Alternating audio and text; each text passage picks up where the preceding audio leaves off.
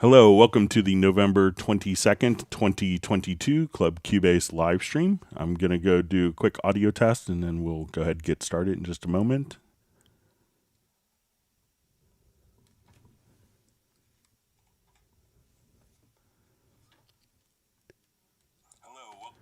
All right, everything sounds fine on my monitoring computer. My name is Greg Undo. I'm the host of the live stream. I'm presenting from outside of Washington, D.C. area in Alexandria, Virginia. And I work as a product specialist, primarily focusing on Steinberg products for Yamaha Corporation of America, which is the U.S. distributor of Steinberg products. And if you have not attended a live stream before, how it works is you can submit questions in advance to clubcubase@steinberg.de or simply ask your questions in the live chat field.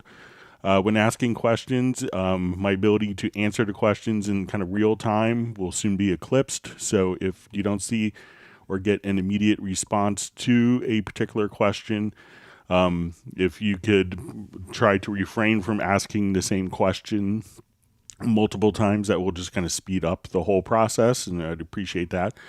And when asking questions, if we could specify which version of Cubase you're running, whether it's Cubase LE, AI, Elements, Artist, or Pro, or if it is which version, such as 10.5, 11, or 12, or if you're running other Steinberg programs, we'll answer questions on other Steinberg products as well. And which operating system you're on. We should have all of the topics covered in today's live stream, indexed with timestamps and pinned to the top of the comments field later this evening. And if you wanted to search for topics that have been covered in previous live streams, you could go to cubaseindex.com, and Jan from Stockholm has been kind enough to create that site. We have two people that serve as moderators, Agent K and Jazz Dude, so we want to give them a kind of a special thanks for their work with that. And another wonderful set of resources that's available is the Cubase Nation Discord, and Jazz Dude does a lot of work compiling relevant tutorials and information directly from there. So with that, I'm going to do a quick microphone adjustment, and we will begin. Hang on just 1 second.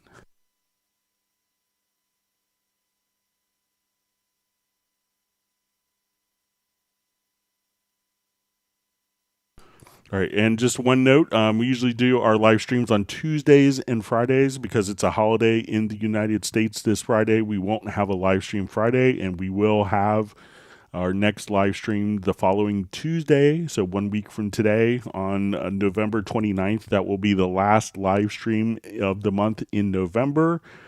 So we'll probably do our typical Zoom meetup.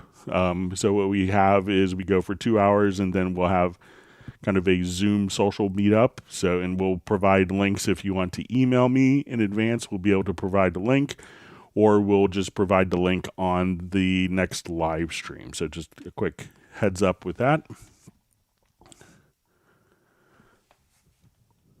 All right, so we have a question. Hi, Greg. Greetings from Switzerland. Is there a function to humanize MIDI event timings? All right, so let's say if we have a particular track here, there's a couple ways that we could do it. So if I have a drum part,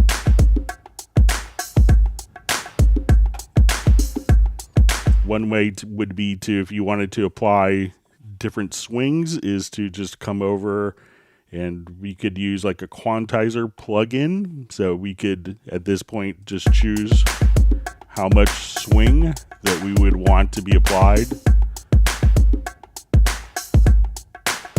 So as I kind of slide over, and this kind of has some swing in it already. But if we go to the MIDI modifiers, and you may have to right click to access these, and if you don't see the MIDI modifiers in the inspector, go to the MIDI modifiers, and then we could have different presets. So some of these will be, and then we have different things that we could do for random. And we could choose to randomize the position, the pitch, the velocity, or the length of notes. So let's say if I wanted to randomize the position, and we could just say, okay, I want the max value here to be let's say 41, and I want the minimum value for it to actually start doing the randomizing at 16. So now as we play,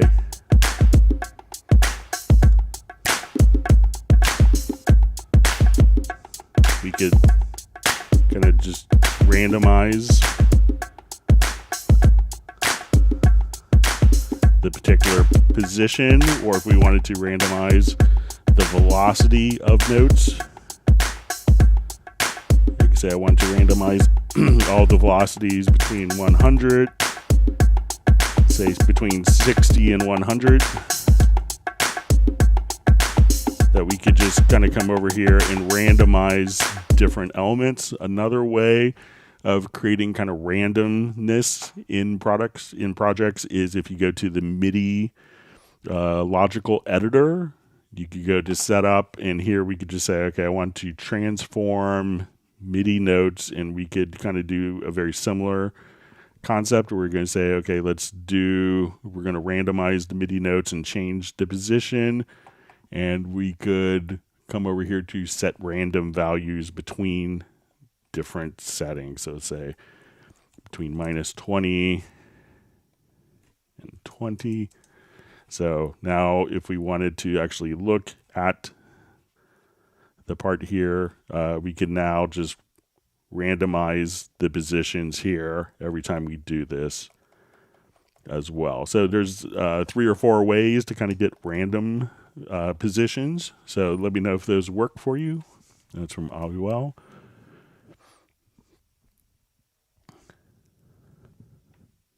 All right, so we have Luthier 47 checking in from Atlantic City, New Jersey.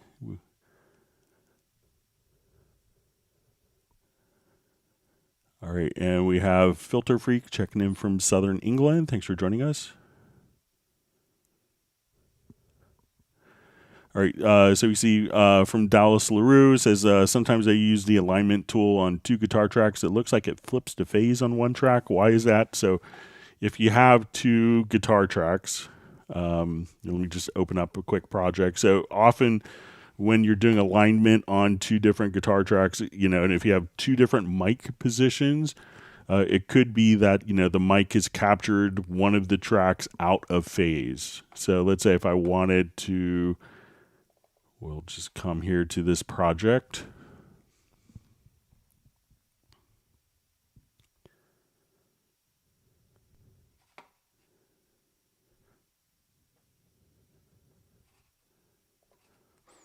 Okay, so let's say we have like a multi, and I think this was recorded in phase, but let's say if I wanted to take these guitar lines, I'll flip one out of phase. So we listen to our 2 guitar parts.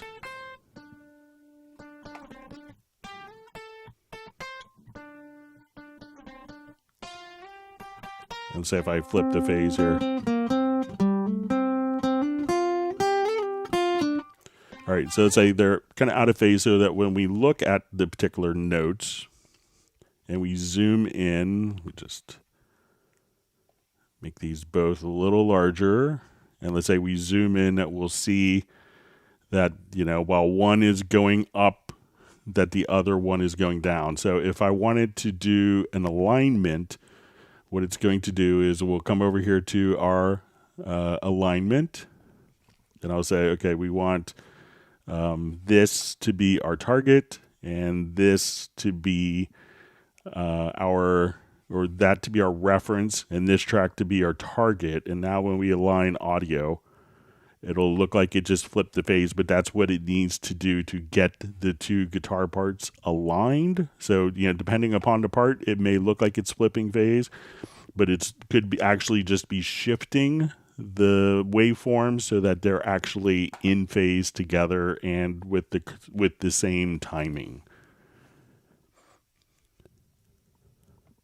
All right, so we see Jan from Stockholm on. All right, we have John Costigan on from Kenosha, Wisconsin. All right, we have Soren from Sweden. All right, we have Uno Memento from Finland. All right, Robbie Bowling is wishing me a happy Thanksgiving, so we're looking forward to a few days off.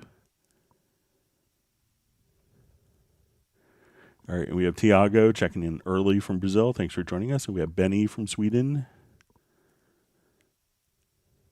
All right, and we have David Griffiths checking in from Wales.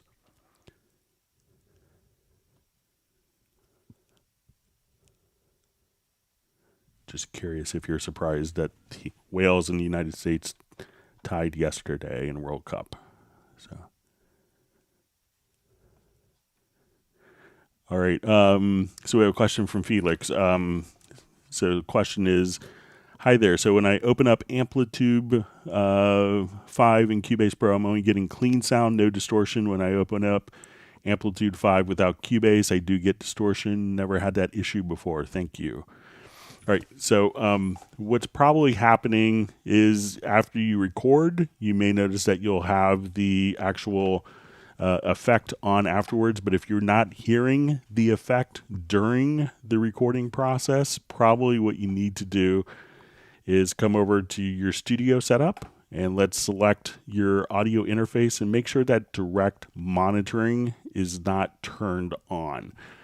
When direct monitoring is engaged, what's going to happen is the audio signal basically goes straight from the input to the output of the audio interface, and it does not go through any software plugins such as Amplitude. So when direct monitoring is on, when you record the guitar, you're not going to hear any of the effects, any software plug-in effects on the signal.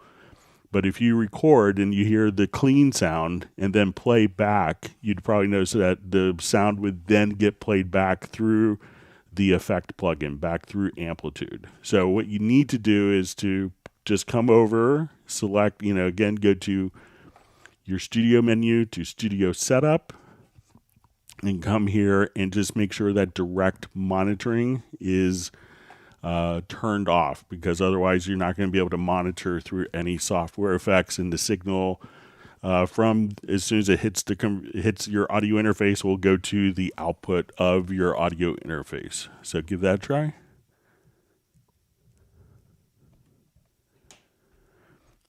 All right, so we have Patrick.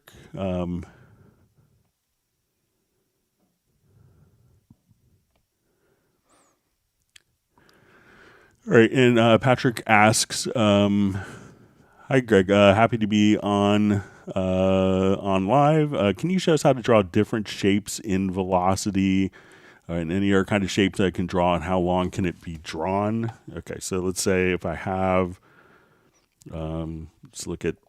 So a lot of times Velocity. Let me just go to a different project here quickly.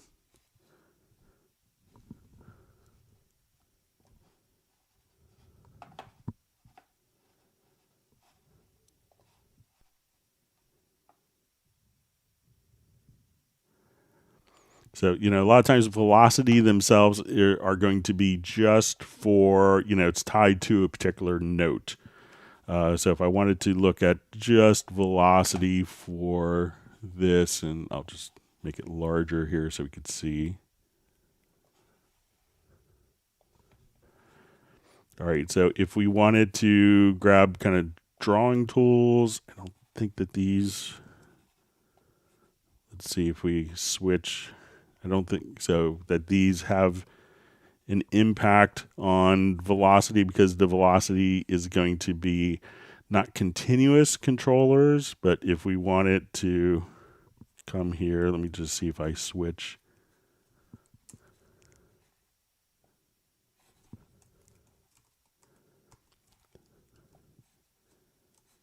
All right, so I'm just going to hold down my shift key and kind of draw in. So if we had existing velocities, I could just grab like my line tool, and if I wanted this to be triangles, I could come here and I'm just going to hold down the shift key, and we could change kind of the frequency of that. So if I wanted to, have particular velocity patterns of triangle waves or square waves, we could just kind of draw in.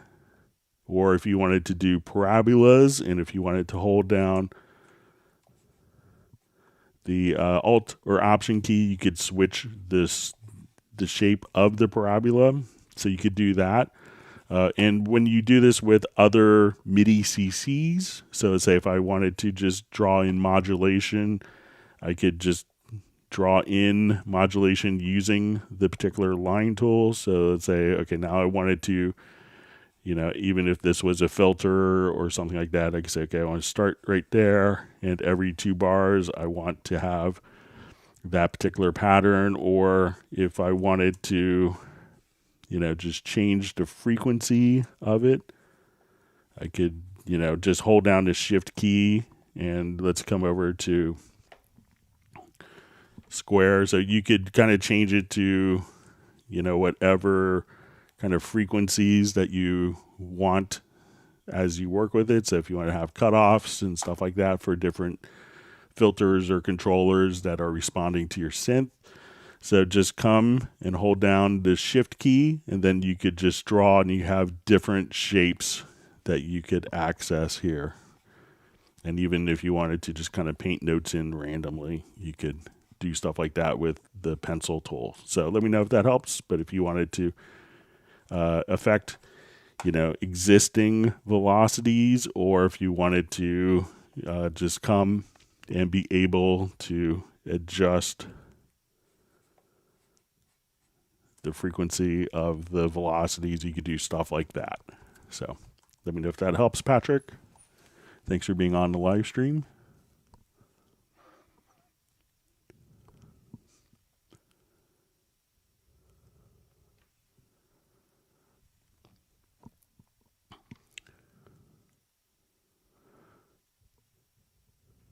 All right, so we have a question from Dallas LaRue. Can you explain what the analysis on the Cubase compressor is, and how is the whole different from release? All right, so let's take a look.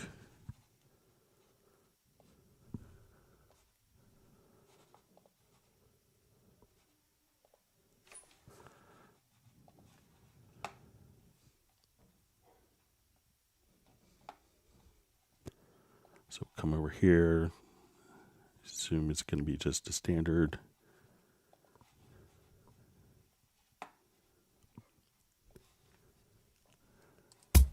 All right, so say as we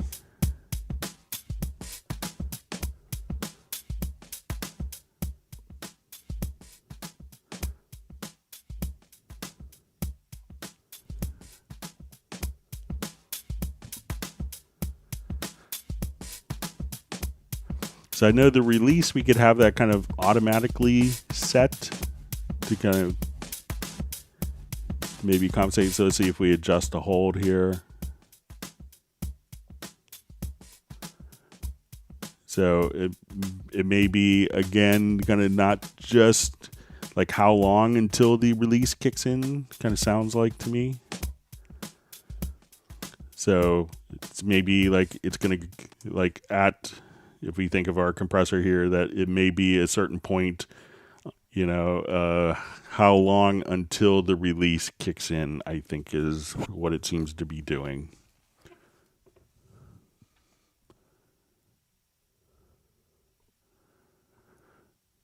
All right, so we have Nick checking in, and we have Walter from Austria joining us.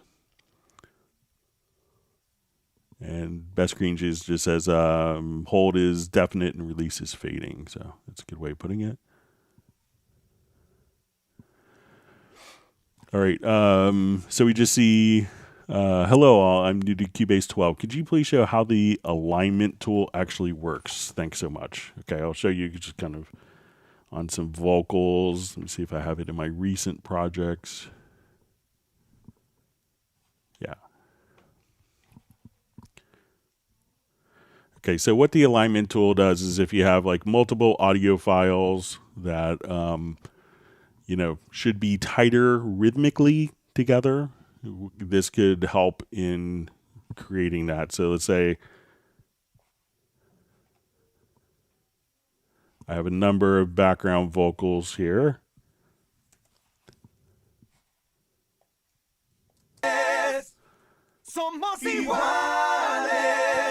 So let's say these aren't kind of as aligned as we would like. We could see kind of visually what's going on, like some tracks are coming in before. So I'm just going to take one of the tracks here, and we'll go to our alignment tool, and let's set that as our target. And I could select multiple tracks here, these other backgrounds, or I'm going to select that as the reference. I'm sorry. And these tracks I want to be set to target. So I want these tracks to follow the timing of this track. And at this point, I'm just going to say align audio. And now we listen to it, and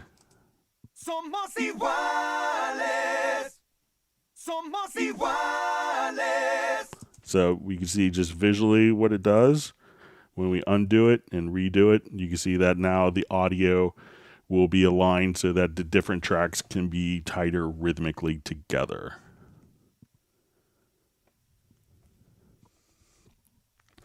All right, so we have Ari checking in from Tel Aviv. Thanks for joining us. All right, so we have Nick says he'll be running back and forth today, so have a great live stream and whack the like button. So yeah, if you do learn a new tip or trick, make sure you hit the like button and subscribe to the channel. And that allows us to continue to offer these free live streams to help you learn your Steinberg software better.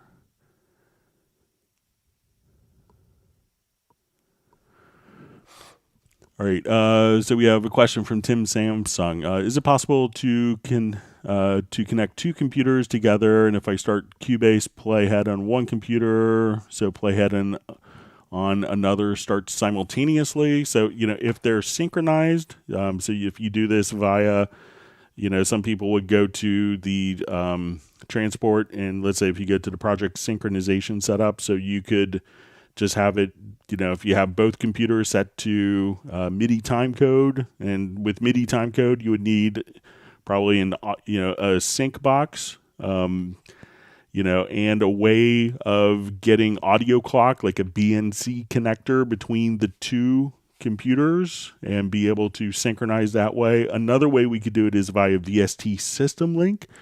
So MIDI timecode is frame accurate, but VST system link, if you have a digital audio connection, like a SPDIF or AES Light or AES EBU or ADAT Light Pipe, if it's a digital audio connection, you could just simply connect like a SPDIF cable between the two computers and configure VST system link. And that way, when you hit play, both computers will play sample accurately in sync.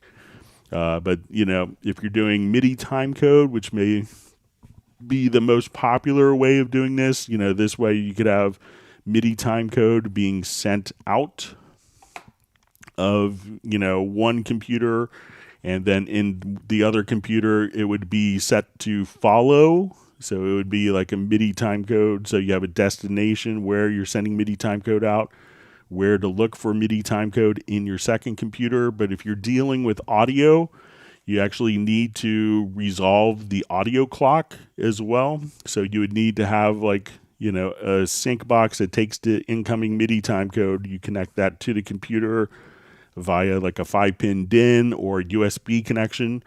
But you need to have the word clock from both computers connected so that the audio will stay in sync. With VST System Link, all the clocking is kind of done within the digital audio stream itself, and it's not necessary to have a word clock connection.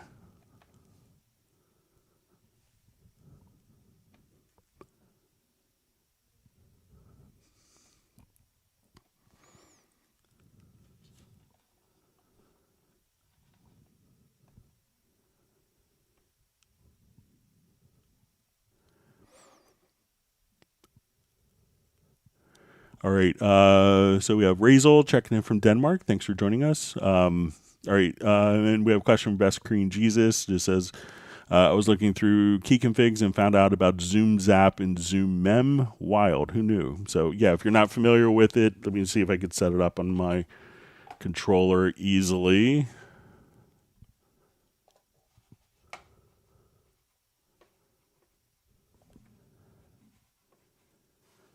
Okay, so let's say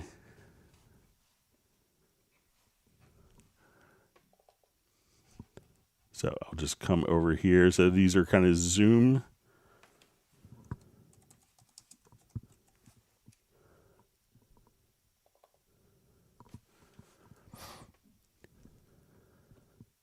All right, and let me set this controller button for zoom mem. So this is an easy way, and I think this was kind of came out with the Houston controller. So if you wanted to kind of zoom to a particular level, so make sure I have the right.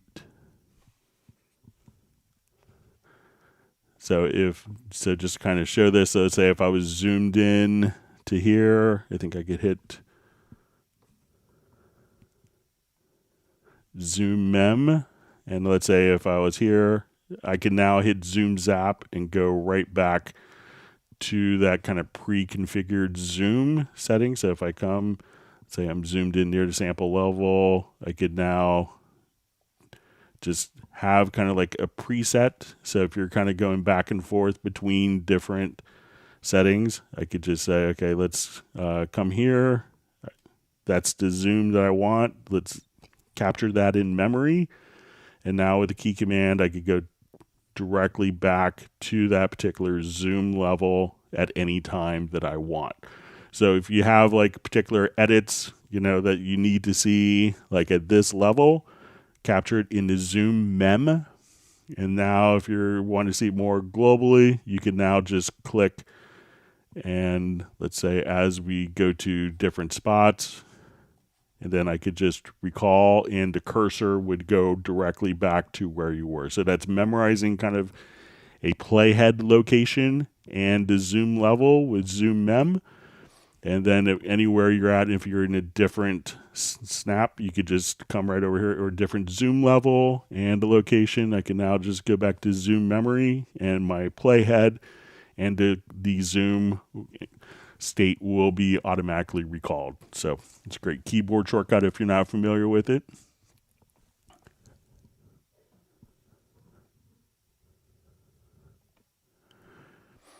All right, so we have a question. Is it possible to use multiple sampler tracks? So sure.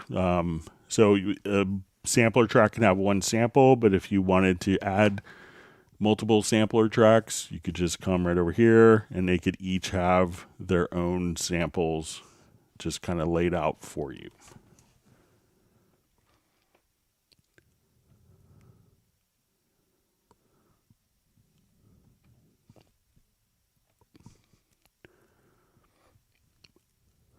All right. Just reading through comments. Seems like today everyone's name is in red, which is kind of different. All right, just making sure I didn't miss a quick question. All right.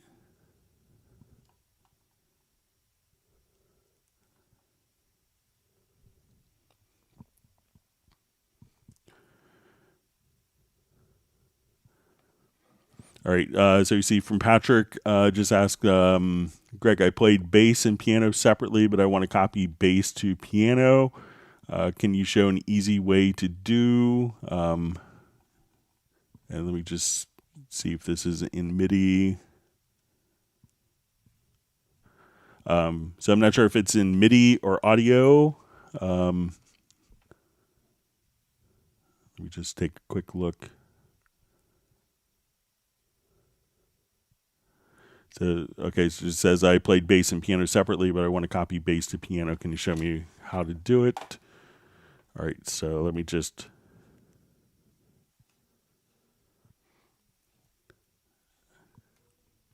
I think I could show you...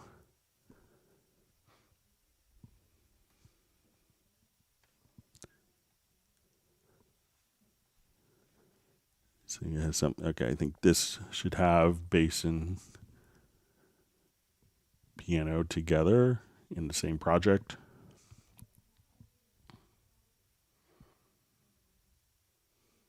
So if you wanted to double the bass into piano part. All right, so let's say we have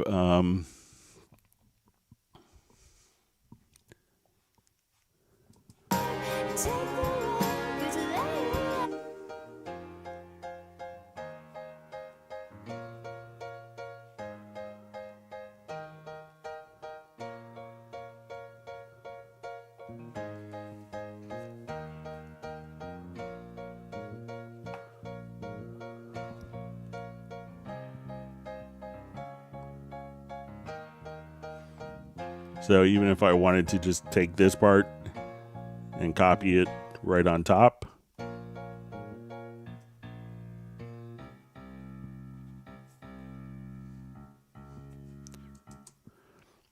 So we could do that, and if I wanted to, let me see if I may have a preference set up. Let me just check. Quick editing preference. Okay, so I'm going to turn off delete overlaps. So say I have my, so if I wanted to copy this part on top,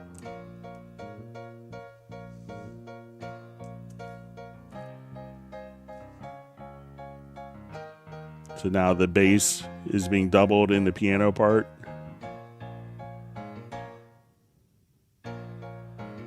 So if we solo just the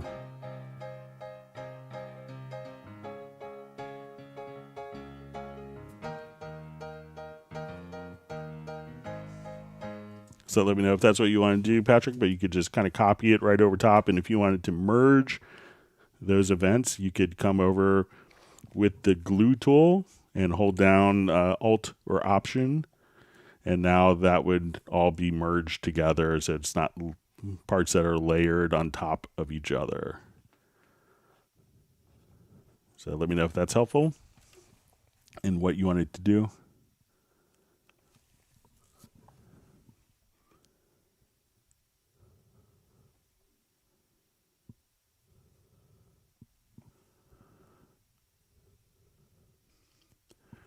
All right, so we have Michael Pierce joining. Glad you can make it. And Mark Winslow from Hawaii. All right, so Walter Till just asked, can you show us how to A/B external inputs in Control Room? All right, so let's say if we have, just jump back to,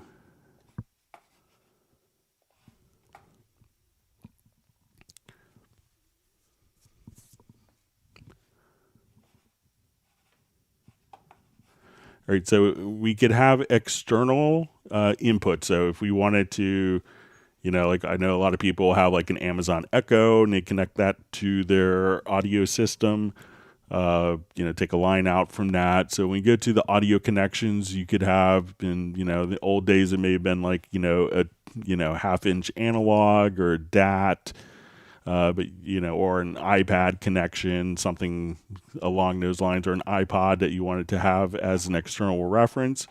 So we can see our external reference here. And then if we were playing our mix, so say we playing our mix, all I would have to do is to just switch my main mix here to external. And then we could be listening to any source. And basically these are connected to inputs on your audio interface. So you define which inputs they're connected to. And then, okay, I wanted to now listen to the Amazon Echo. I could just kind of come right over here and switch between the different devices. And then I could listen to that in headphones, in my headphone channel in the studio, or if I wanted to listen to it on the speakers, I could just come here and then just switch back and forth between which external input. And I think we could have 6 external inputs. Which one that we're monitoring in the control room. So make sure first that you have it defined. So we go to your audio connections to control room, that you could right click and you can see we have 4 more external inputs. So we'll say, okay, I want this to be my iPad. And at this point, it's connected into, you know, my inputs 3 and 4, 5 and 6. And if I wanted to now switch, I could go to my iPad. So if I wanted to listen to it only in the headphones, or if I wanted to listen to it in the speakers, I could just kind of come right back here. And then if we want to say, okay, let's listen to something from the Amazon Echo or from a 1/2-inch analog, and you could do it just like that. So let me know if that's what you wanted to see.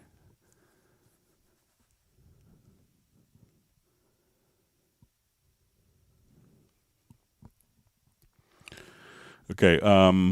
So you just see from Spike Williams, when I tried to go to my Steinberg account to download my WaveLab 11 and VSTs, it prompts me for a 6-digit verification code from the Authenticator app.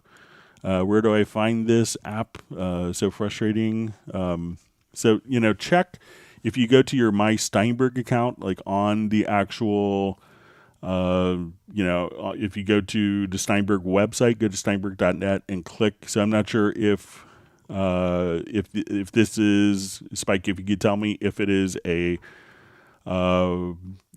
it's a brand new license or if you're transitioning from the e-licenser to a new particular to the Steinberg licensing system. So if that's the case, go to your My Steinberg account, and then you'll see a section called vouchers. So let me just quickly come over here.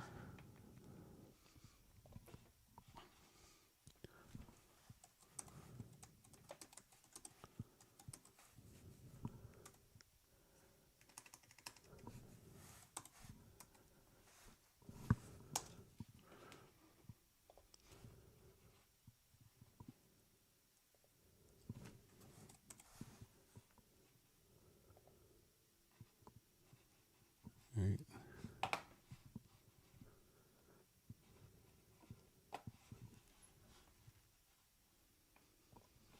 Just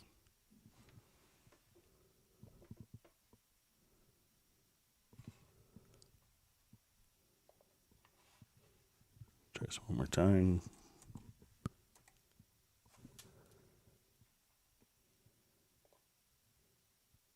All right. But if you go sign in, you'll probably see vouchers, and then you have a voucher to kind of transition the e-licenser to the Steinberg licensing system. So if you could let me know, if it was a brand new license or if it was transitioning from e-licenser to Steinberg licensing, Spike, that would be helpful.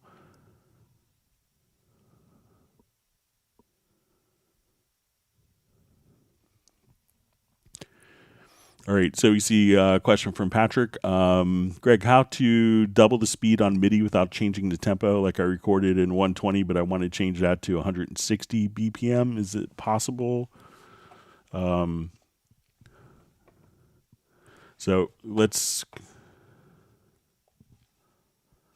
there's a couple ways of doing this. One is just to do like a simple object applies time stretch, or sizing applies time stretch. So let's say if I have this particular event here, we'll listen to.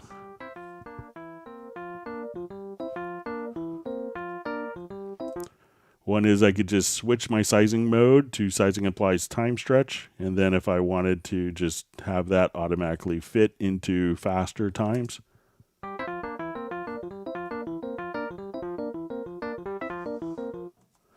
Or you could, I think that there is a project logical editor preset that you could use. I think, let's see if I could build it real quick. Sometimes I forget this one, but we'll say we want to transform MIDI notes. And we want to change its length. And we'll say multiply by 2. Or I'll just say divide by 2. And let's change its position. And let's divide by 2. Or you can put in any variable. So let's take a look at this. And now when we play this, it's going to play back.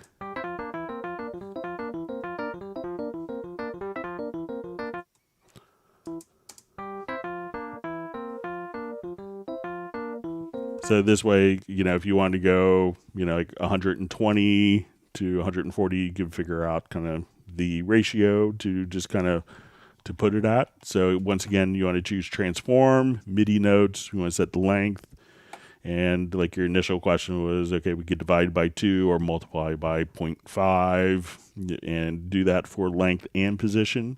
And then you could change kind of to make a MIDI part appear twice as fast or any other ratio that you want it to be done. So give those options a try, Patrick.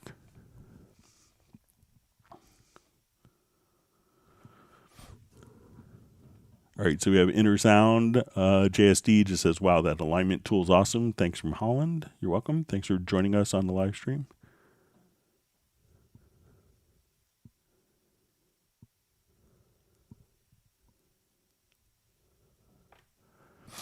All right, so we see Peter from Montreal. Thanks for being on. So Michael Pierce just asks, hi, Greg, doing some production work today, ended up reversing, cutting, doing all sorts to some events, set the event snap point to the final event start, but it wouldn't snap to a bar line. Okay. So let's say, okay, I want to come and let me just make a copy. So let's say, okay, so I want to reverse this. So I'll just go to my audio menu. Let's reverse. All right, I'll just do a new version. Let's come over here. I want to cut. And I'll cut the first part off. Okay, set the snap point to the final event start. All right, so we'll move our snap point here to the start of the final event, but it wouldn't snap to the bar line. Okay, so now, so make sure that you have, snap turned on globally. So let's see. So now I kind of cut in the middle and I'm going to set my snap to bar. So now it's free, but when I hit J, we'll see if the beginning is only going to snap to the beginning of a bar. So maybe, after kind of going through all that, just make sure that you have snap turned on by hitting the letter J. So once that's off, it's not quite snapping. But as soon as I hit J, so as soon as I hit J instead of H, now it's going to snap. So make sure that the snap is enabled right there.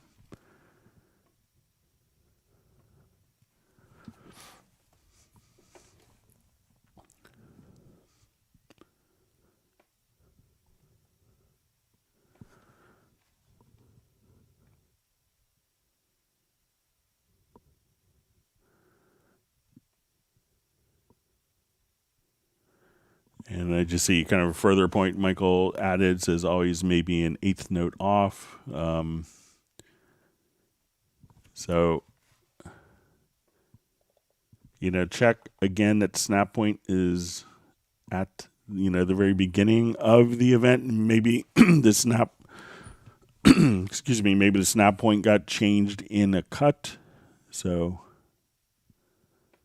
but let me know if I did something different than you.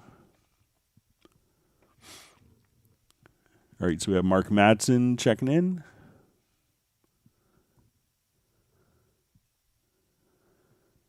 All right, so we have Cooper Jan checking in from Belgium. Thanks for joining us. All right, we have PZ136 as well. Thanks for being on.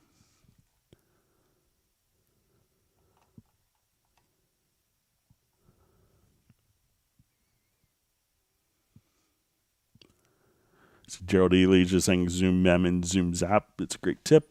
So, yeah, thanks, Best Green Jesus, for letting other people know your discovery.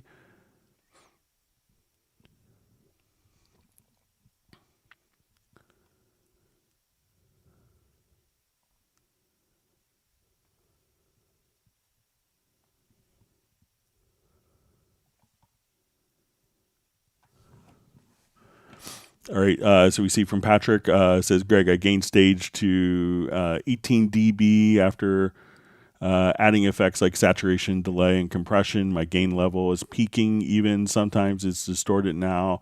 Where to reduce gain and how to increase insert slots. So you could have 16 insert slots.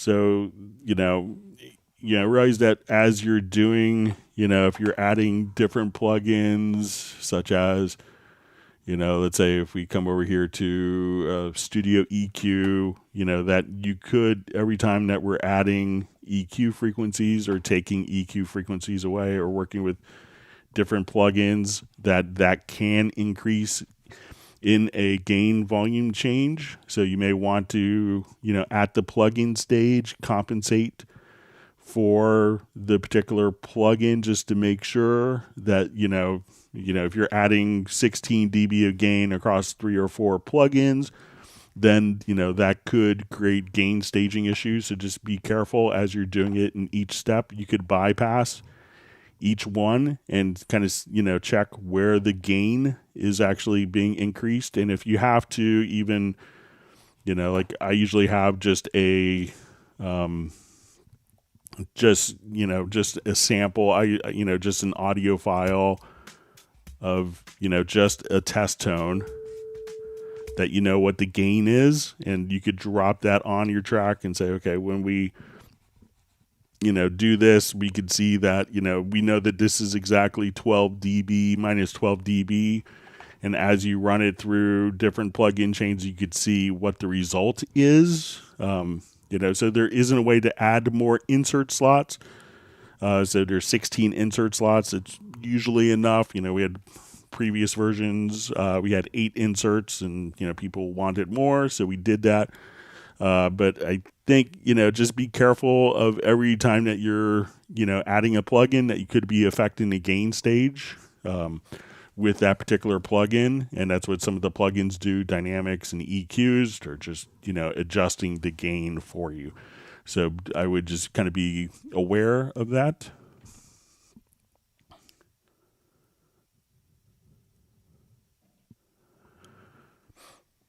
All right, so we see from BFL Entertainment, greeting beats from Poconos, PA. Is it possible to glide the 808 in Groove Agent?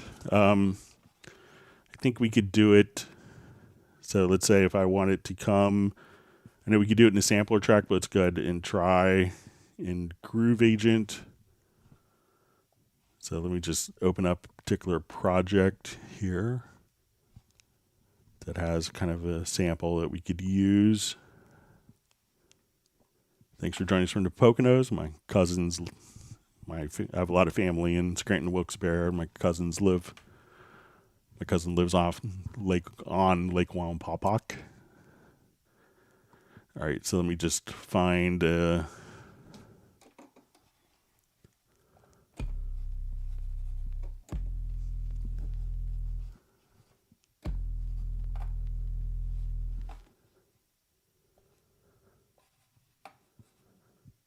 okay, so let's go ahead and send this to Groove Agent SE.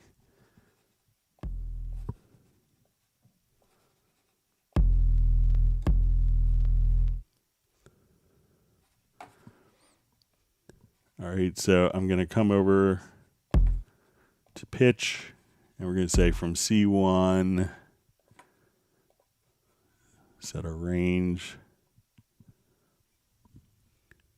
or we'll say E2 through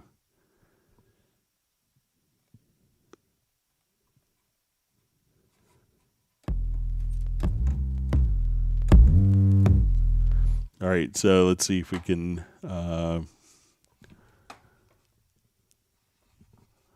let's get to the pitch envelope here.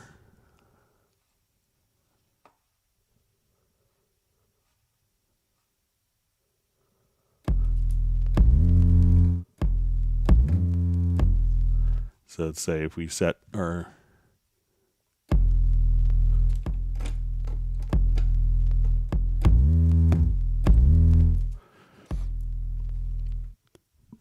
see if there's, I know we usually do this directly in sampler track, which I can show you if I can't get it going here. Let me see if there's any particular settings for this.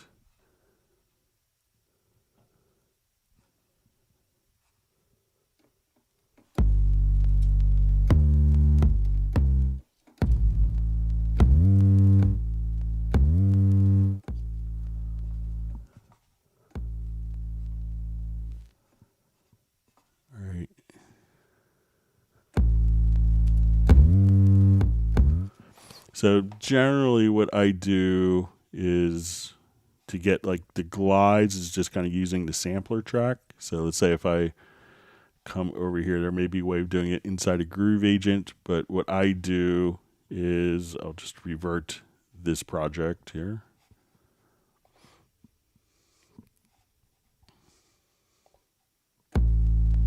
And then I place it into monophonic mode, and then we could put it into legato.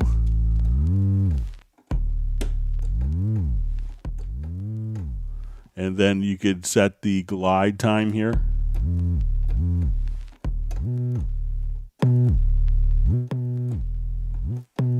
So if you wanted that to be slower.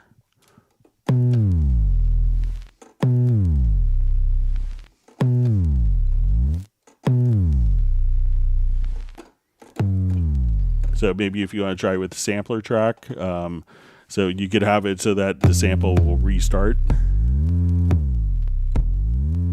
every time a key is hit, or if you wanted to just kind of play back and have the playback continue when you switch to pitch, you could activate the legato mode there. So maybe try using the sampler track for that. Let me know if that works for you.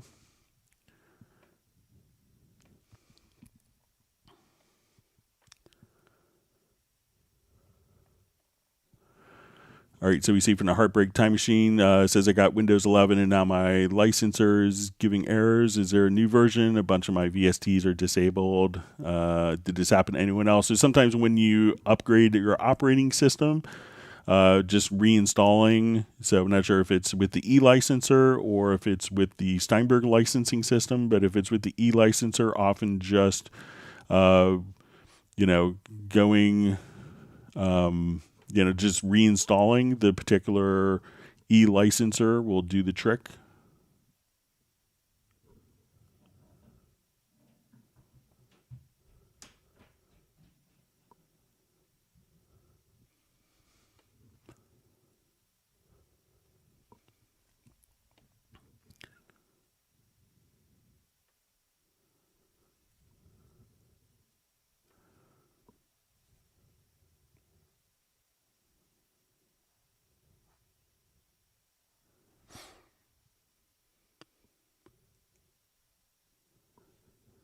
Okay, so we have a question from Patrick. Yes, Greg, it was great. Is there a way to easily move tracks to top or down, or should we always drag them to up and down? So one of the things that I would do if I had a number of tracks, so let's say, okay, I want to only see this sampler track, and I want to see only retro log.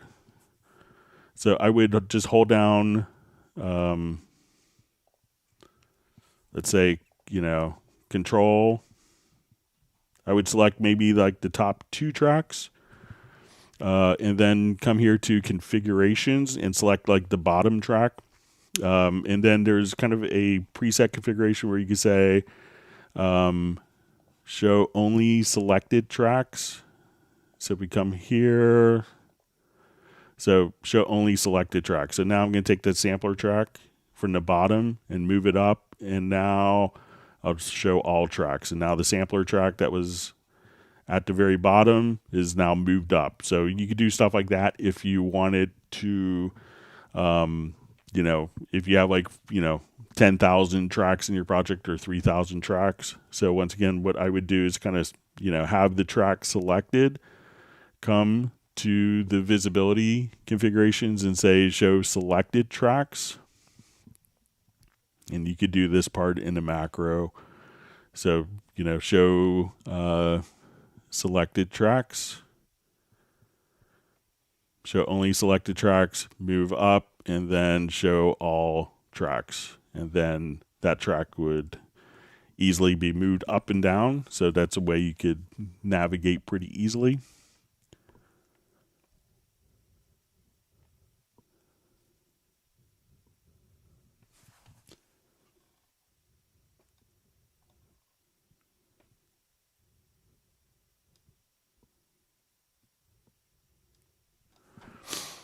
All right. So we see, thanks, but how's the control room doing with, let's say, how's the control room doing with, let's say, YouTube from a browser? Does that work with external input in control room? So, the control room is just seeing whatever is being routed, so the control room is looking for inputs from your audio interface.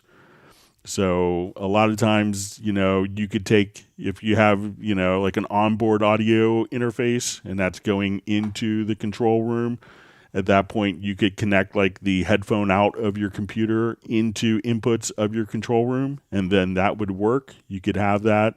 Often if you wanted to play both YouTube and your Cubase together, what you could do is just go to your studio setup and select your audio system and enable release driver when application is in background, and that would be able to do it. But it's really, we're kind of looking for inputs coming from an external source, and it's not necessarily set to do that through software because it could be playing back at different sample rates, which could be confusing to your audio interface. So just be aware of that. So if it's physically patched, you could do that. And sometimes some audio interfaces will allow you to, externally route. You can say my YouTube is going out of outputs 9 and 10, and those are repatched into inputs 3 and 4 through software in your audio interface through like a matrix routing. Then you could do that. But if you just want both of them to play back, then, it's probably going to be, not routed in by default. So you'd need to do some routing in your audio interface control panel or physically patch a connection.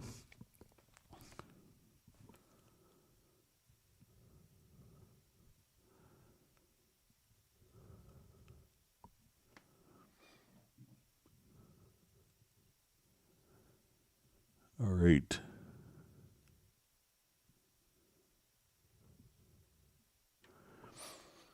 All right, so we see, hi, Greg, on my UR24C, can I have a separate mix for phones and separate in control rooms? I think it's going to be kind of tied together. Let's see if there's, I have a UR24C is what I have. So often it's going to automatically, because it just has two outputs, that it's going to not decouple the headphone outs. I think are going to be mirrored to the main stereo output. Some of the other interfaces will allow you to do that. Let me just check over here.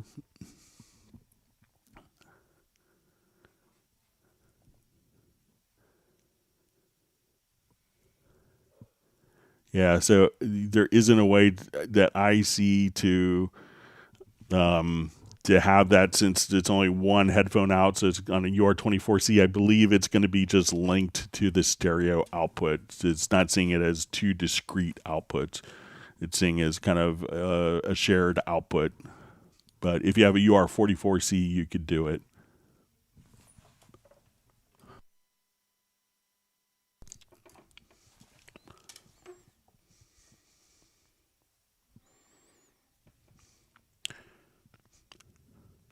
All right, so we see that the Heartbreak Time Machine says fixed it. E-licenser has a new version, but it doesn't download update automatically. So updated e-licenser, happy VSTs, Windows 11 is just fine. So yeah. Sometimes we don't have stuff that updates automatically for privacy reasons, and that could be annoying if you don't want stuff to automatically update.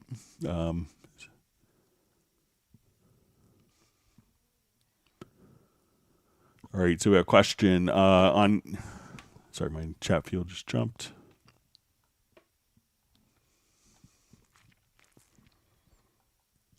Find my spot.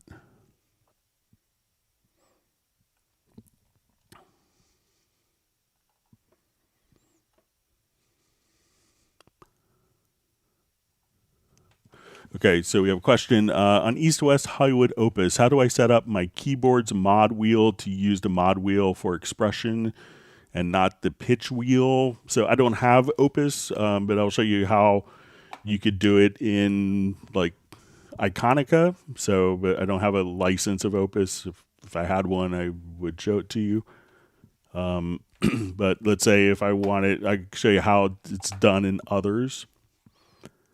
So let's say I'll get to Halion Sonic SE, and I'll just come here to violin patch.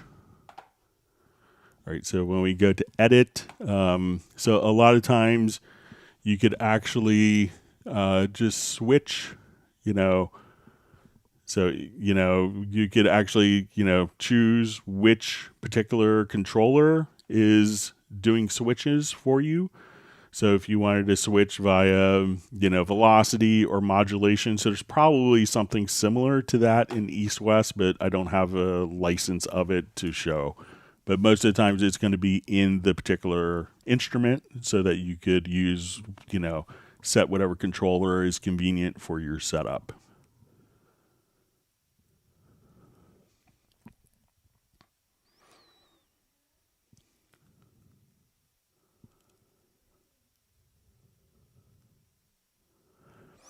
All right, so we have a question.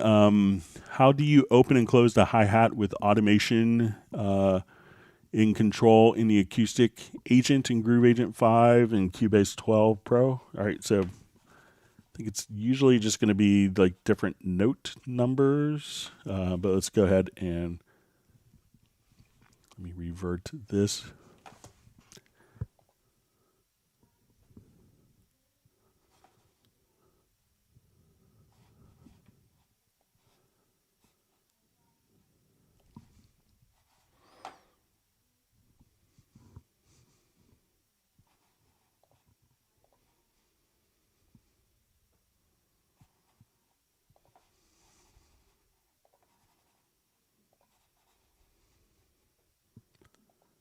Okay, so let's say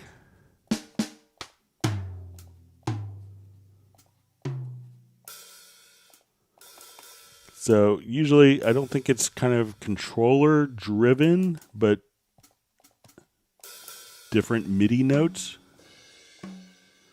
that are switching between open and closed.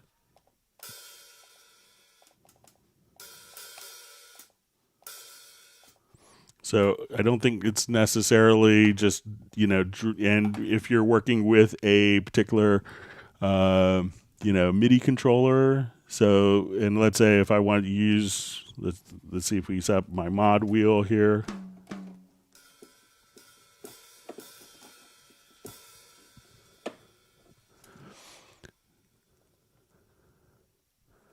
Sorry, let me move my...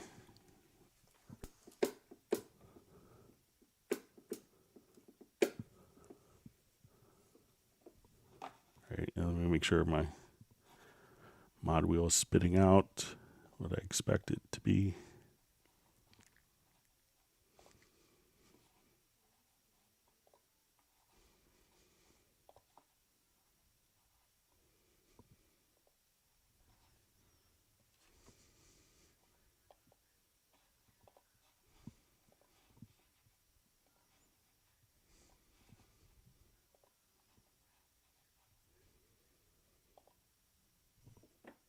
Okay.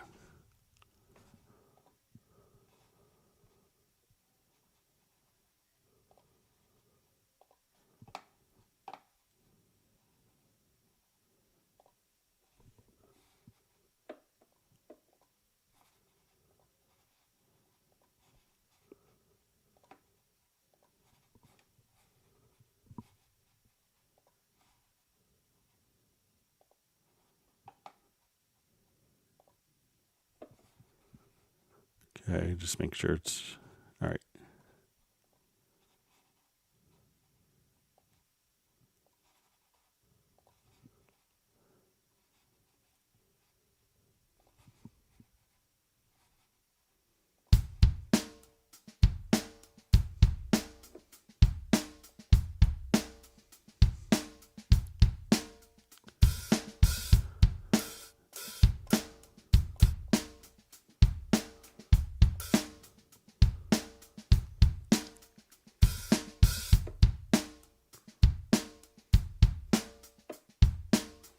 Let me just see. So I think it's, just, sorry about that. But I think it's really just, just a different,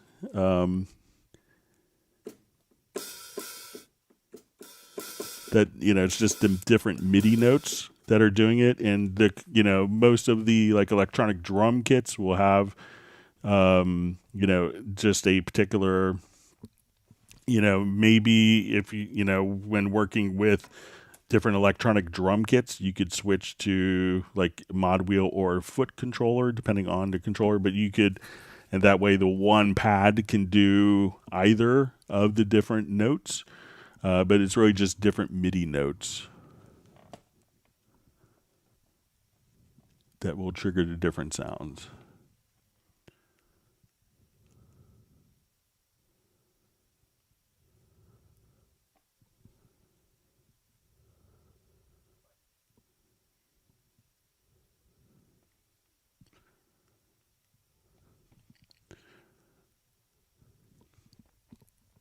All right, so you just see from Spike Williams, Greg, the message comes up when I log in to my account. Never happened before. I did manage to use one of the recovery codes, but if I have to do this every time, I'll soon be out of codes. So if you want to send me a screenshot just so I could look at it, if you want to email it to me at clubcubase@steinberg.de, I'd be happy to kind of take a look at it.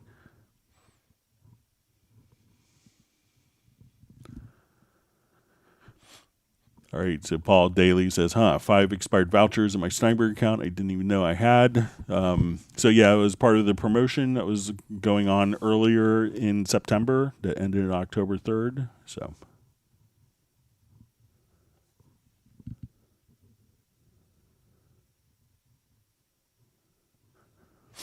All right, so I just see question, your opinion about the Cubase stock multiband compressor versus FabFilter Pro MB. So I've never worked with FabFilter, so I'm probably not the best person to give a comparison, but I think that, the stock multiband compressor works really well.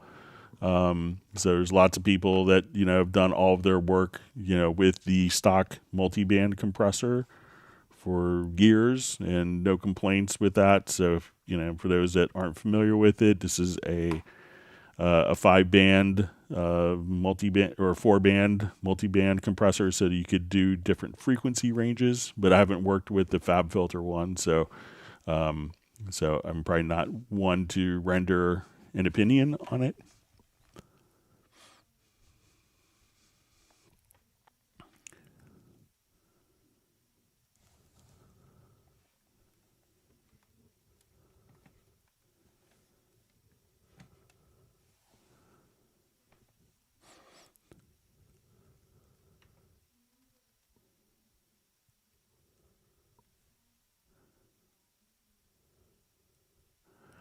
All right, so we just see, Greg, on my entire section, there's a lot of empty spaces in between the rendering tracks. It's track without samples.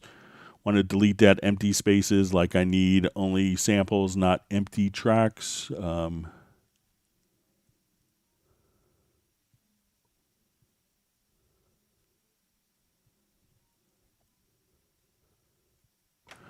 Okay, so I guess if we have tracks that are empty that you want to delete, so I'm not sure if it's like empty vertically or empty horizontally. So if it's if you wanted to delete tracks that have no data on them, I think if we come over to the Project Logical editor,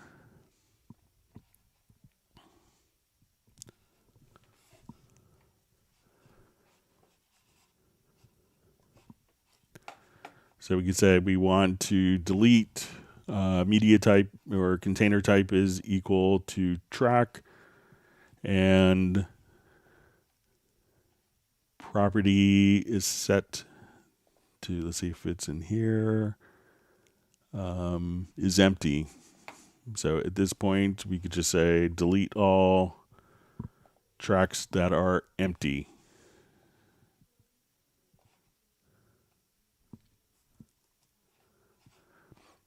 So if we undo that, so let's say if I added a number of audio tracks,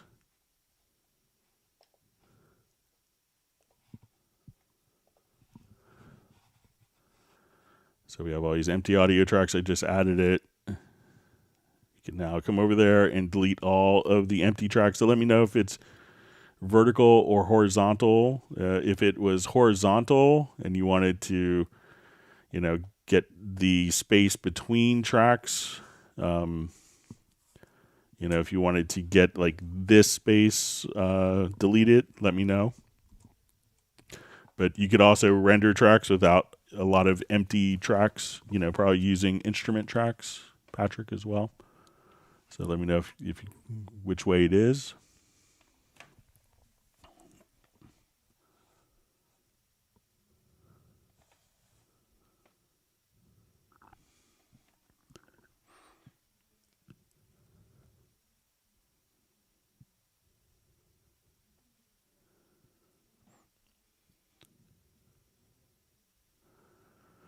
All right, so we have a question. Is there a way to control the speed of the white bar at the bottom of the main window to scroll? It moves way too fast. So let's say, we're scrolling this. I think if we hold down, like with, let me see if it's, so if you hold down the shift key, that will kind of give you that will slow it down.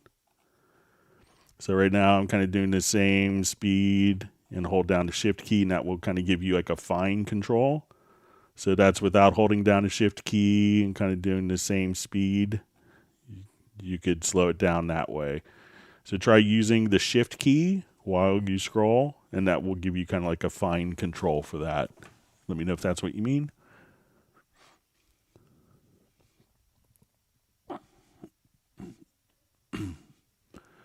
All right, wonderful to see Cedric Desa on.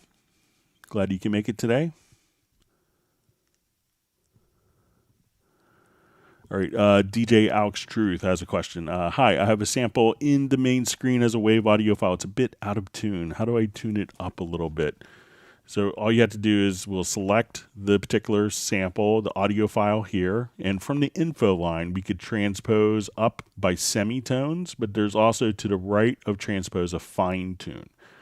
And this would allow you to adjust in cents. So each one of these, you have 100 cents per semitone.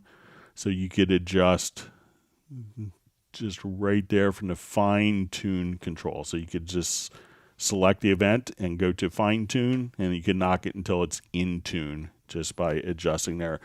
And you could use the mouse scroll wheel just to increment and decrement.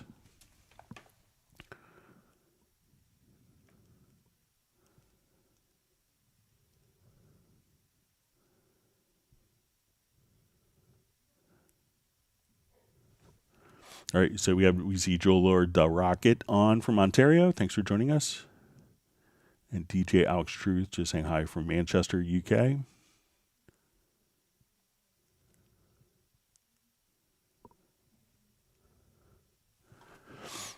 All right, so we have a question. Is it also possible to raise and lower the volume of any MIDI event selection? Not individual notes. That part I can do without raising or lowering the channel's gain. So if it's MIDI data, what you could do is, you can right here, this control on a MIDI track is going to be, set for MIDI volume.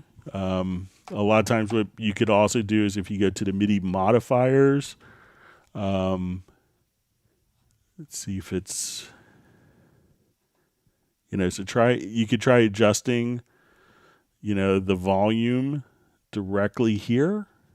And let's see if that's going to be, that might be tied directly to on an instrument track.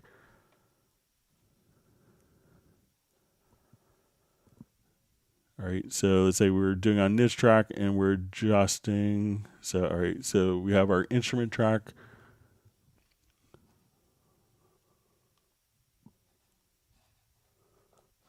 But if you wanted to set just the MIDI volume, you could go to I thought there was one in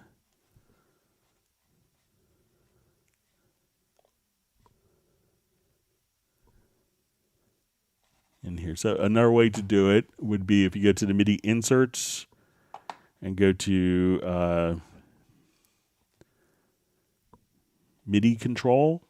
We can say, okay, channel, we're going to say main volume here. So just select main volume, and then you could adjust the values here for the MIDI volume, or if you just go to main volume inside of the event itself, go to CC7, then you could just kind of draw in main MIDI volume there to adjust that without affecting the gain channel. So you could just use MIDI CC7.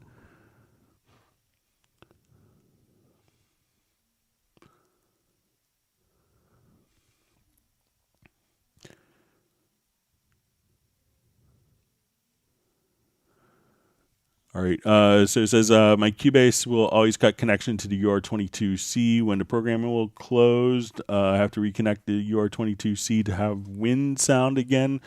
So try to, so I don't have that in any of my systems, but you could try to go to the audio system and release driver when the application is in background and make sure that that is set up. Sometimes when you close out of the program and you go to, a different program, it may go to a different default driver. So on the Windows, if you go to the lower side here, like on the Mac, we could see like our little volume to make sure it's actually being sent out to the right device as well, and check your volume there, because the drivers for the operating system versus the drivers for Cubase are going to be different.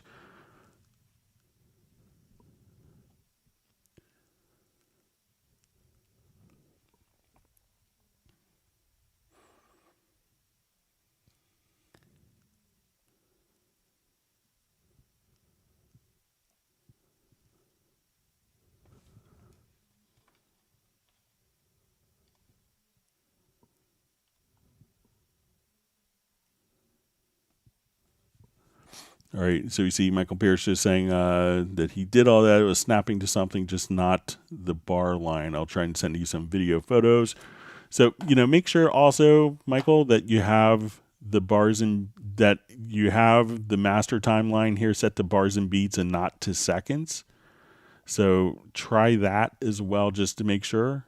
And it could be also when you look at the particular settings, make sure that you have the primary time display set to bars and beats here and see if that is snapping as well. So, but if you want to send a video, I'd be happy to take a look at it.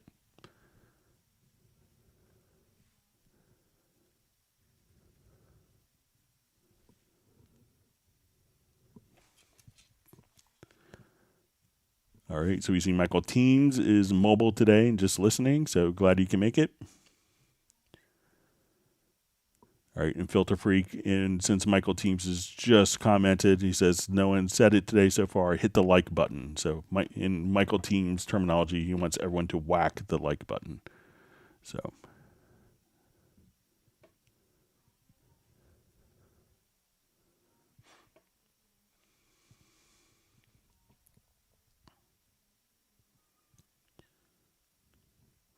We see Michael Teams is getting Randy home from the hospital after his surgery this weekend. So wish him the best from all of us on the live stream. Hope he has a successful recovery.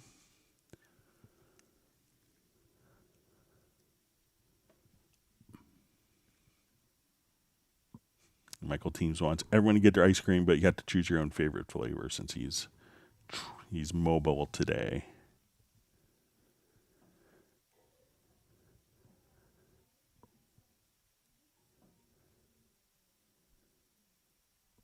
See, Cedric is going around the country conducting workshops. So, yeah, I miss doing in-person workshops, but glad to be able to do the live streams as well.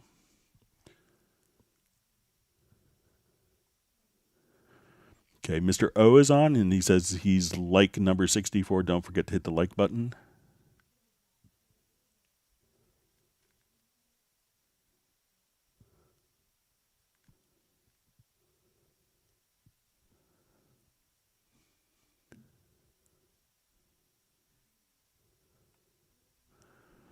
All right.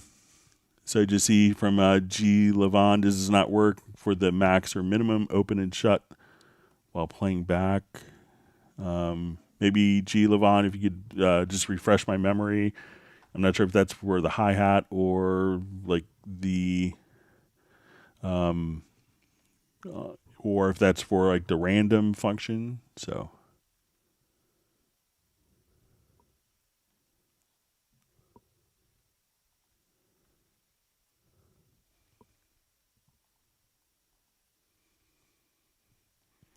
Okay, Spike Williams is saying he got Wavelab 11 Pro. Now he just has to learn how to use it. Congratulations on your new software license. All right.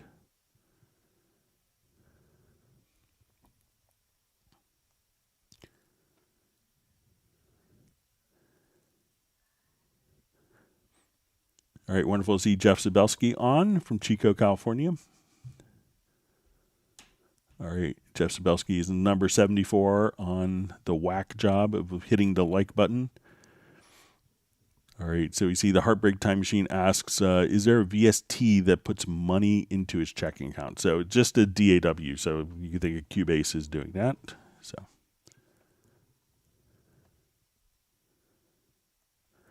All right, so Gramme Osborne just says, not a question, just want to say he loves the live streams. So thanks for being on.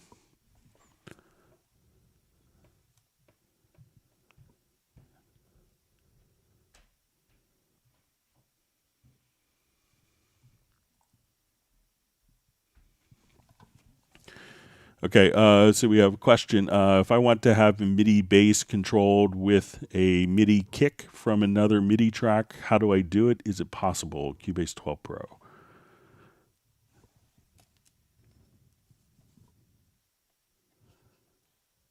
Okay, so let's see if we could set up kind of a condition real quick. I'll just do new project.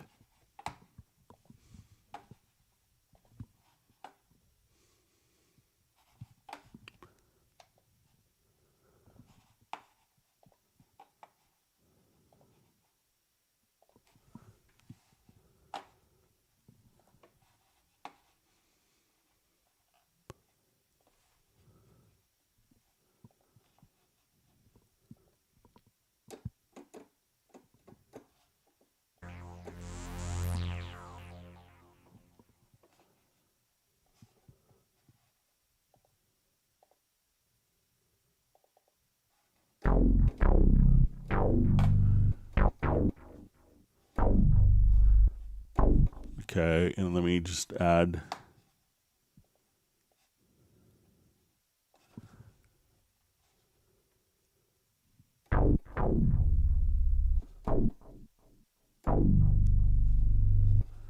Okay, and I'll add just a groove agent.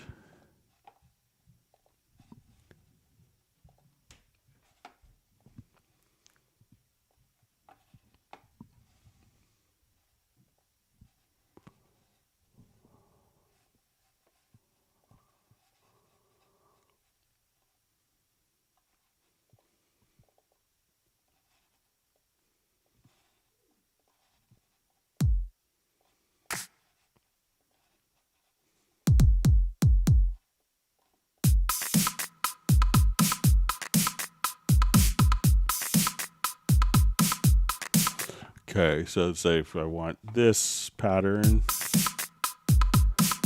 Okay, so maybe we want to have the kick from all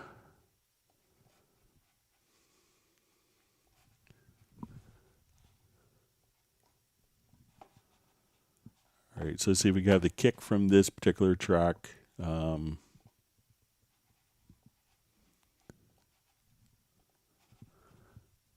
Trigger the bass.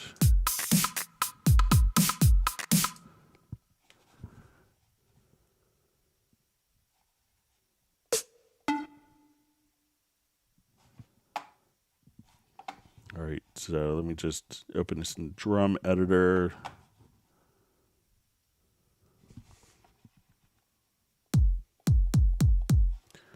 Okay, so let's say we want, Let's see if we could do this maybe with a transformer.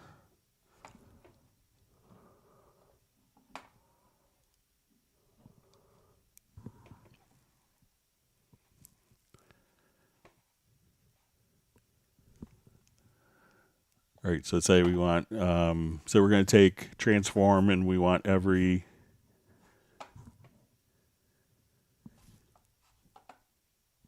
all right, I'm going to set this on a MIDI track instead. So I'm going to add an instrument rack. So I'm going to go to my VSTI and let's add a rack instrument of Groove Agent SE.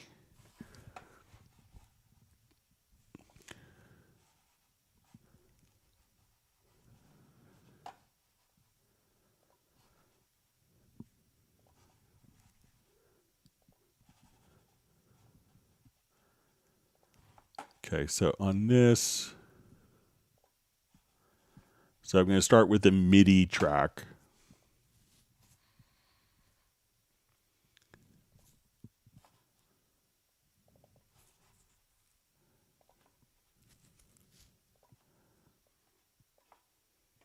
Okay, so let's say, so we'll have this.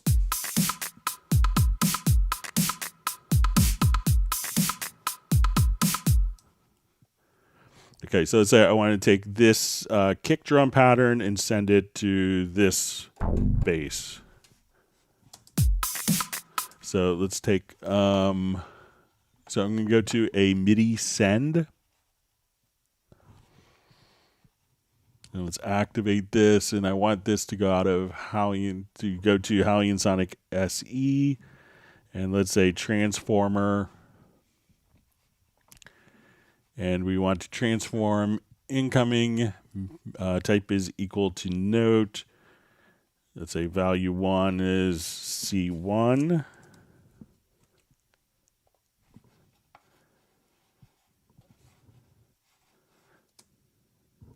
All right, and let's see what happens.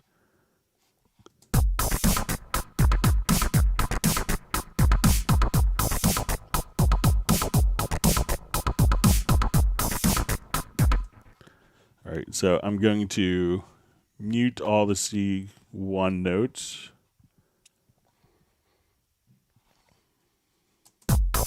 And we'll see if that's going to.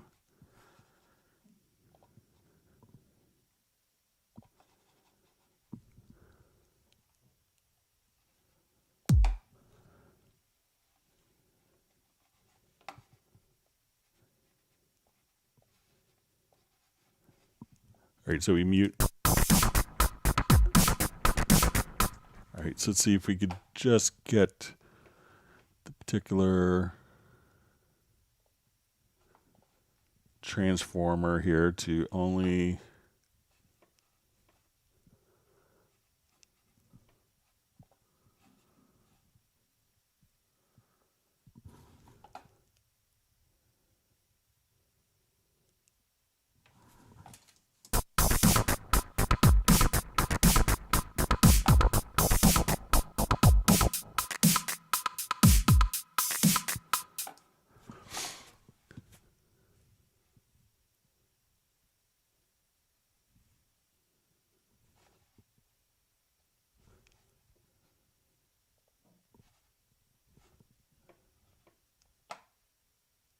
Just seeing if we could get this to.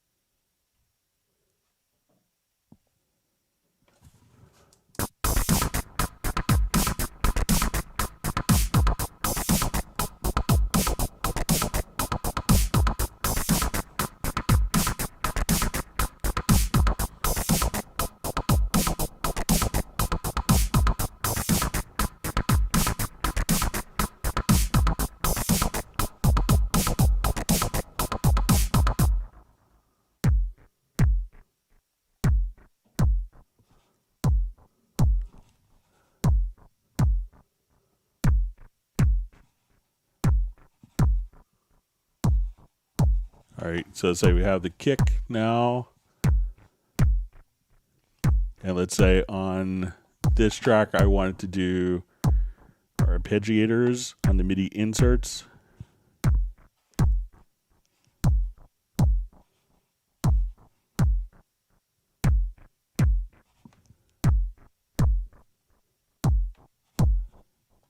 And let me just see if I can find a different synth bass sound here real quick.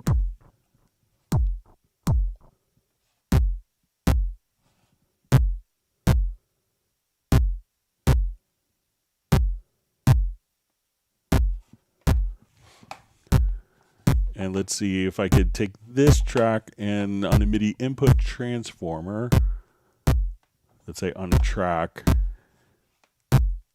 just find.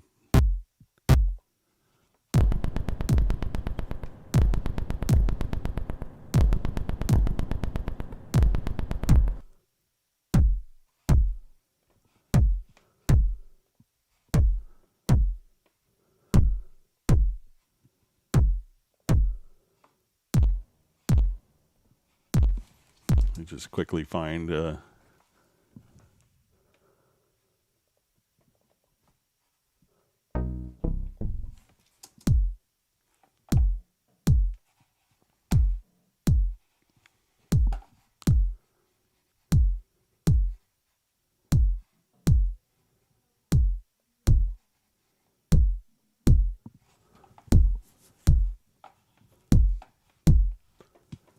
all right, and I'm just going to transpose this up an octave.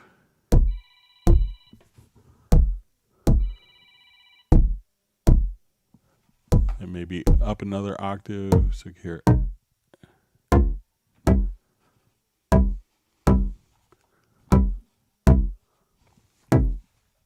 All right, and let's see if I wanted to come here to my input transformer. Let's open this, and let's say we want to filter.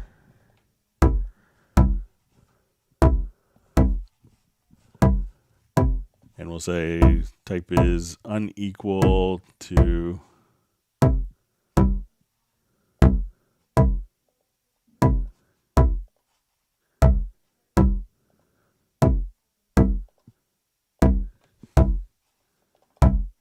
let's say value 1 is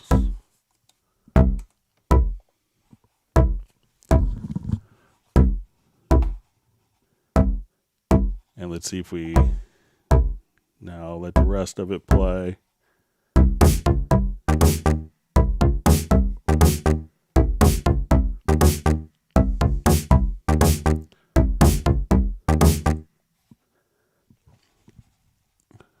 I'll just check the input transformer, make sure it's active.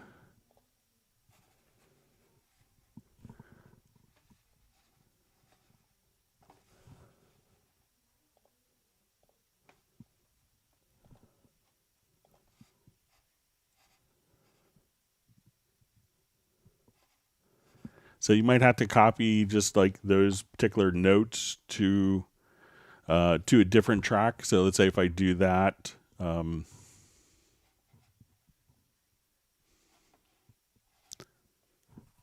come here.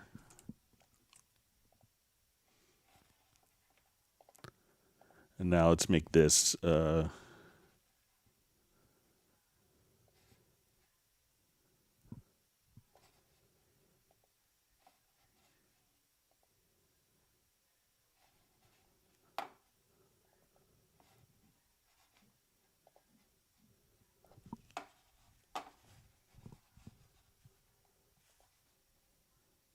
so if you take just a kick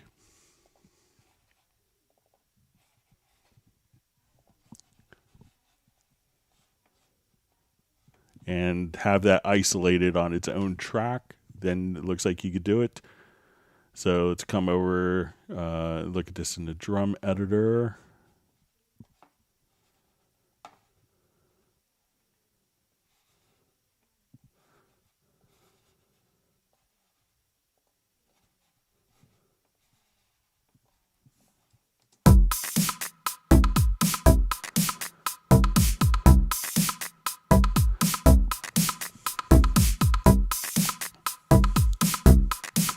So now we could just going through, it's a long-winded process, a long way, but if we set that up as a MIDI track, we could then send the particular notes to, using a transformer plugin. So not only the kick is playing the synth. So let's say,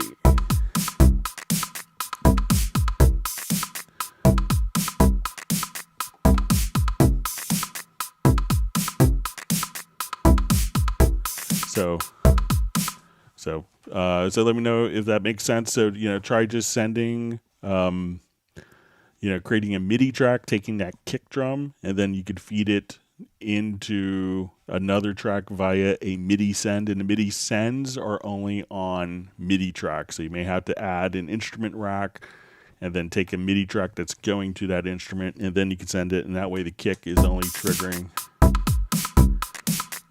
the synth bass sound on that one particular note. So if I come here,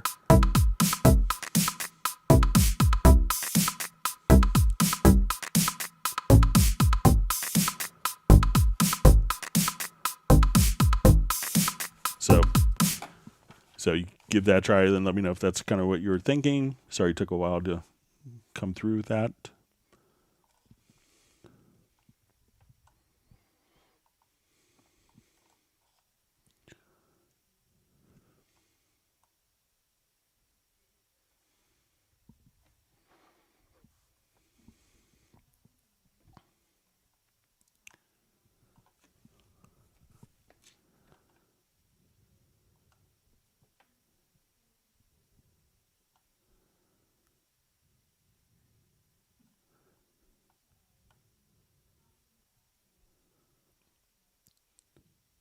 All right.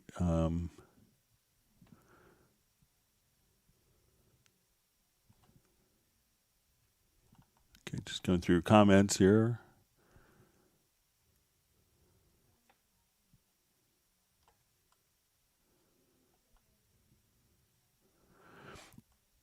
All right. So you just see.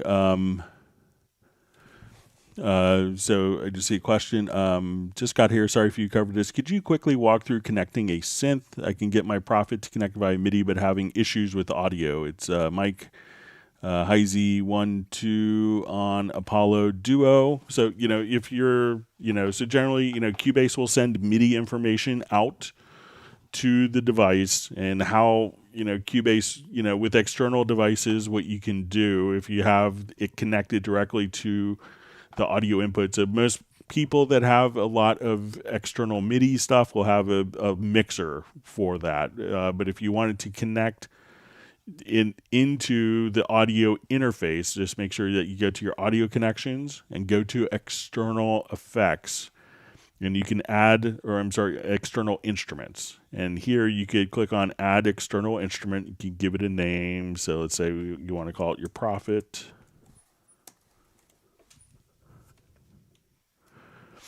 All right, and do you want to tell where it's connected into your Apollo interface?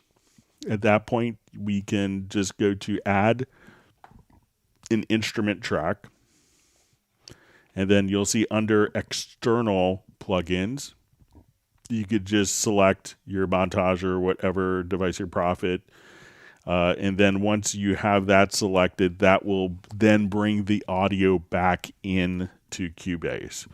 So, but generally, Cubase isn't aware of what sound is being generated outside of that. But if you wanted that to come through and have access to all of your effects, your software effects and EQs and plugins, at that point, you could just bring it back directly in as an external instrument.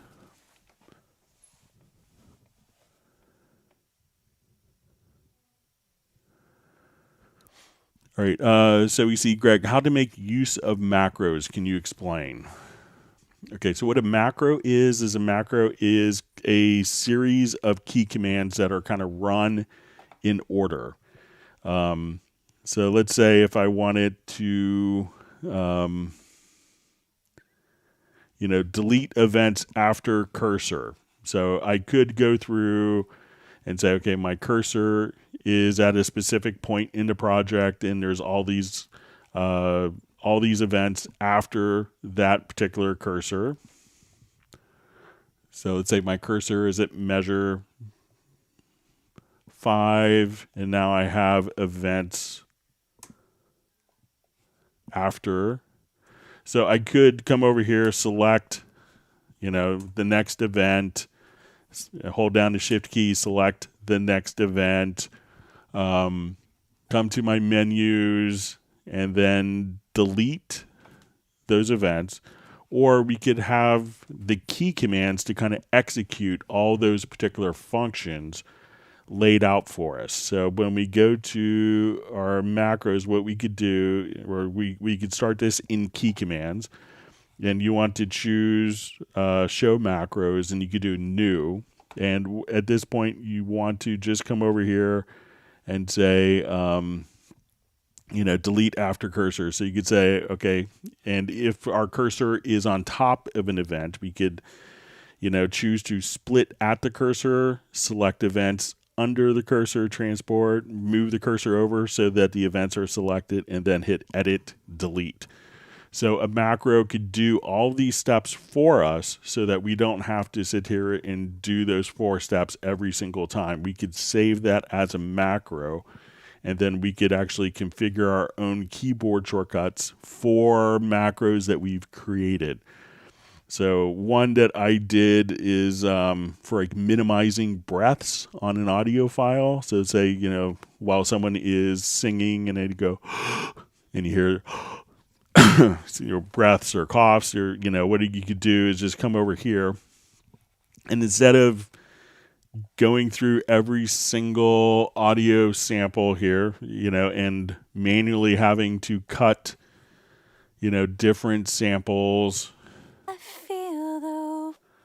I could just select a particular region. So what a lot of people do is manually come here, select a range, and I'll just turn off my snap. So let's say they'll select where the breath is,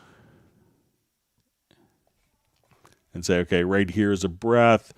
They will then split the event, come here, select this, and then bring this down by 12 dB, and then, deselect the event. So instead of having to do that step all the time, what we could do with a macro is just say, okay, I want this, and I want to get rid of that breath. I can just go to my edit to macros, and we'll say minimize breath. And that will just run through and do that entire process for us. So we don't have to do 15 steps. We could have one macro that will execute all those steps for us.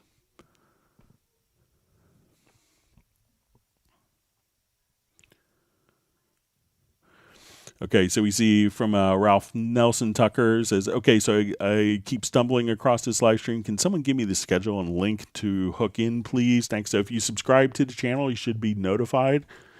Generally, it's always Tuesdays and Fridays at 1 p.m. U.S. Eastern Time. This Friday, we're not having the live stream because I'm based in the U.S. and it's a holiday for Thanksgiving, day after Thanksgiving. But generally, it's always Tuesdays and Fridays, and if it's not going to be happening because of holidays or vacation, I'll let people know. But as a rule of thumb, so since COVID started, I think it's like our 262nd live stream, so it's pretty consistently on Tuesday and Friday, starting at 1 p.m. U.S. Eastern Time.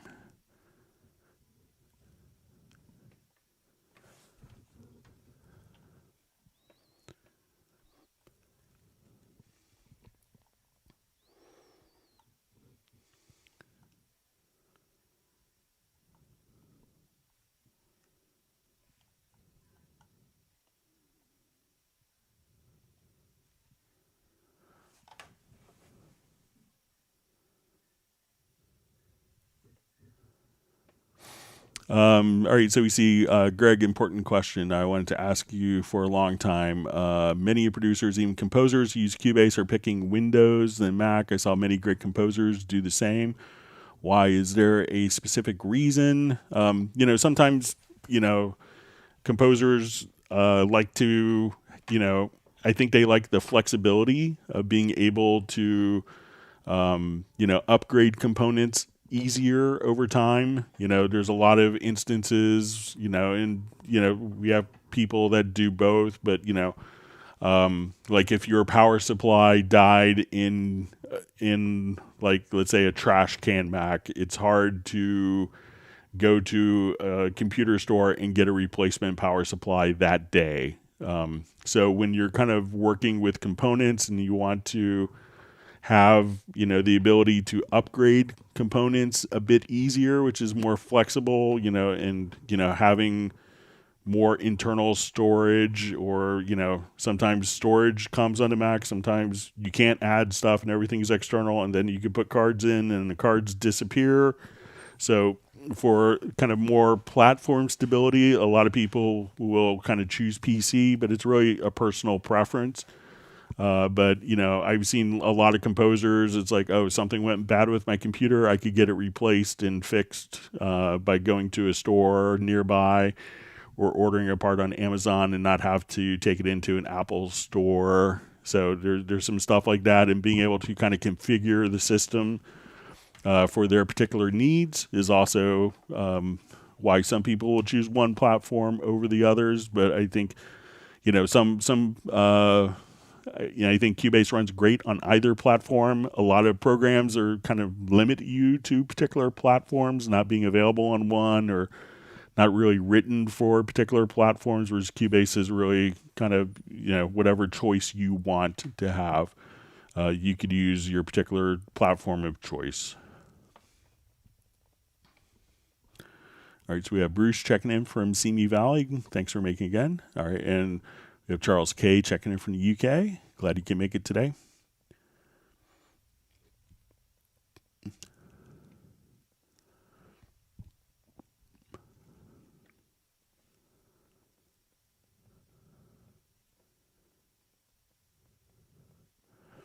All right, so we see Nick has to take off, so we hope you're doing well. And hope to see you on the Zoom meetup on next Tuesday.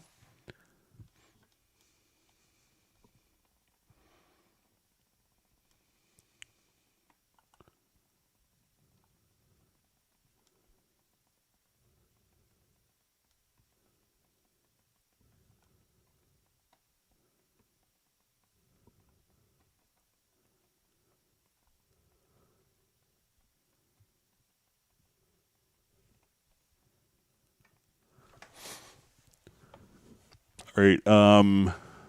So I just see from the Heartbreak Time Machine, I'm not sure if this is in jest. So is there a way to route my master output directly to Spotify playlists? Yeah, I had a cousin that was like her job for a number of years for Elektra Records, just to create playlists. So get to know the person that makes the Spotify playlist. It's probably a young girl working in a record company. So. All right, so we have a question. Hi, this is Michael from Munster, Germany. Whenever I create a new empty project, I have to reconnect my audio interface under Studio Audio Connections outputs. How can I preset this? So make sure, one, I'm not sure if you're on Mac or Windows, but make sure that when you go to, I'm not sure if you're starting from a template, but generally I don't have to do that. But it can't hurt to come over and say, okay, these are my outputs, and to save that as a preset. If you're always kind of starting with the same interface, maybe save a template.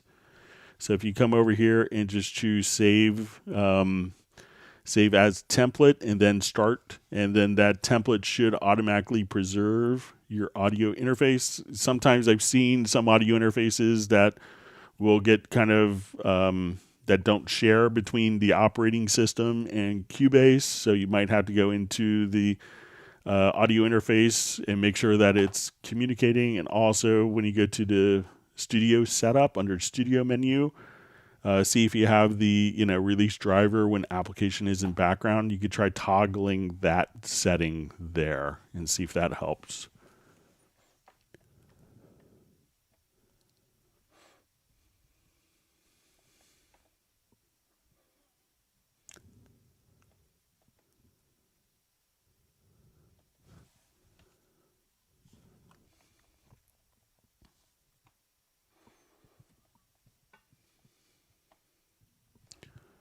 Okay, so Charles K asks, can you show how to color tracks based on track name? If it has guitar, bass, drums, etc., can a rule be created that does them all at once? Can a macro be created? Hope this makes sense. So yeah.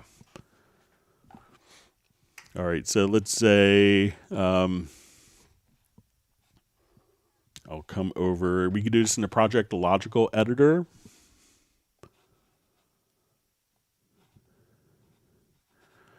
All right, so let's say I want to use and a lot of times people will use particular naming conventions. So if we go to the Project Logical Editor, I'll just go to remove these conditions. So we want to choose to transform, and we'll say media type, or we'll say name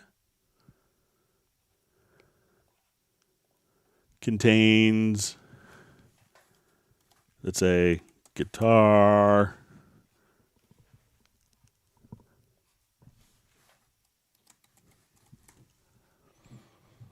let's say, or name contains, let's say, GTR. Then we could say under event transform actions, we'll say set color, and we can set it to a fixed value, and I want all my guitars to be green, or we'll do something different. So let's say this color. We'll make it yellow.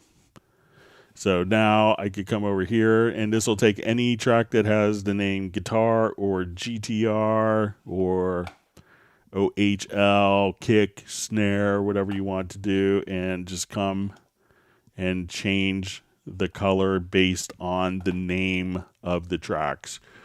So I know like when we did the Steinberg Spotlight video for Infected Mushroom, it's like kick is always this color, bass is always this color.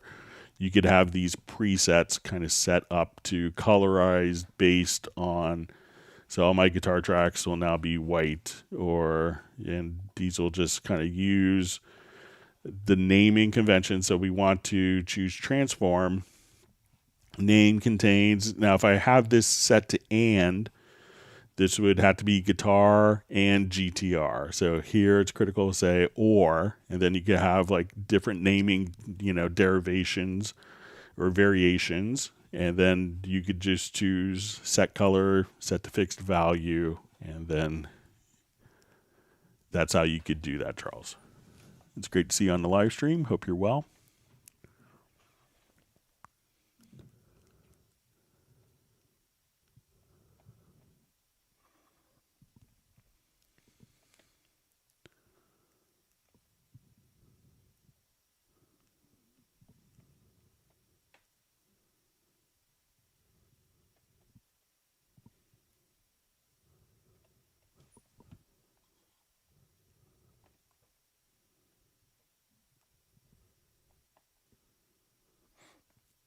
All right.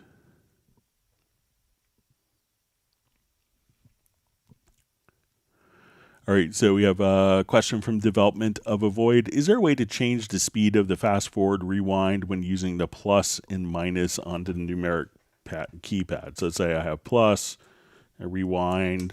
So if you hold down the shift key, so that's plus, so it's fast forward, rewind with the shift key, or without the shift key. So pressing the shift key, you can speed up. So if you wanted to be, and I think if you wanted to adjust the wind factor, that you could do that as a preference. So maybe under transport. So if you wanted to adjust the wind speed options, you could have it automatically adjust to the zoom. And if you wanted the wind speed factor to be 8 times, I can now hit apply. So depending on its zoom. So that's without. But now if I hold down shift, it'll go really fast. So maybe adjusting it just for the just coming right here, wind speed factor, so you could have it fixed. Or if you wanted it to just automatically adjust for the zoom settings, you could do that as well.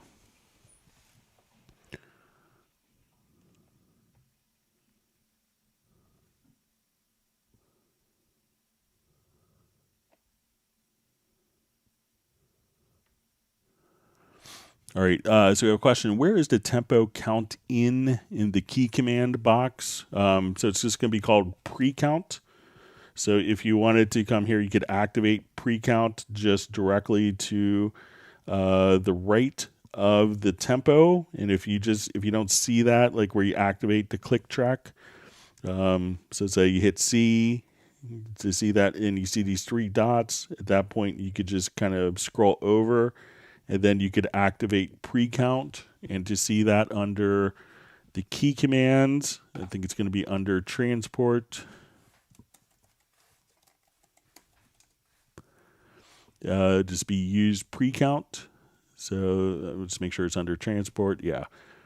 And then you'll see use pre-count right there. And then you could activate it with the key command.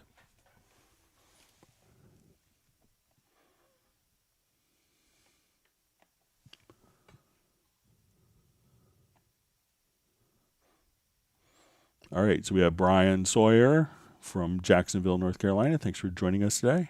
Glad you could make it.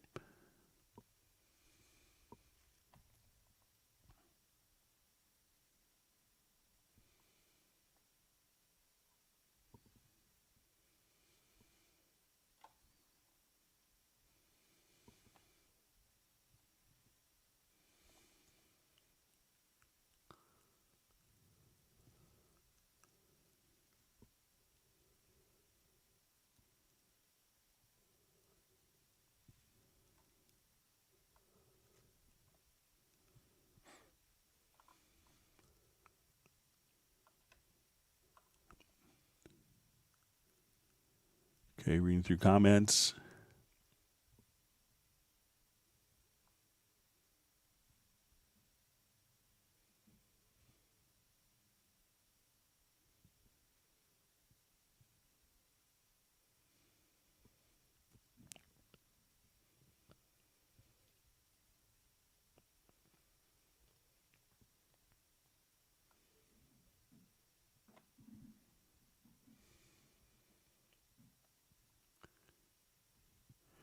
Okay, so we see Jeff Sabelski's, he has to initiate a project to test partials odd or even from fundamental tones from different pitches to test final knife scrapes on a finished oboe reed with Spectral Layers Pro, filtering out the odd.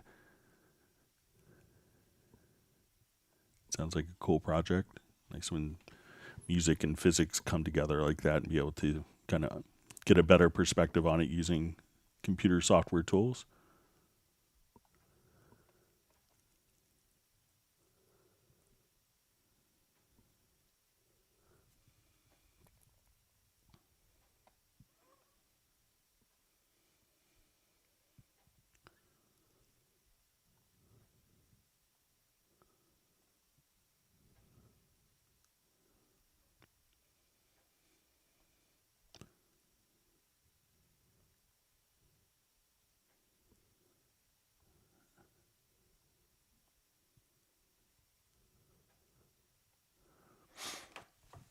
All right, so we have a question from Doug O. Hi, Greg. Is there an easy way to bounce all stems/channels in the project to a new audio track in Cubase?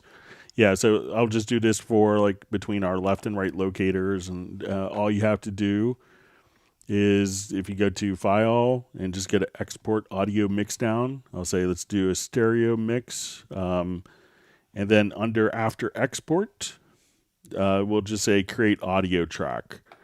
So at this point, I will come over here and we'll select Export Audio. And then it's going to add that audio track kind of at the bottom of our project. So just come over again to Export Audio Mix Down. You can choose the file here. and then just create audio track. And that will create it for you. Put it into the project.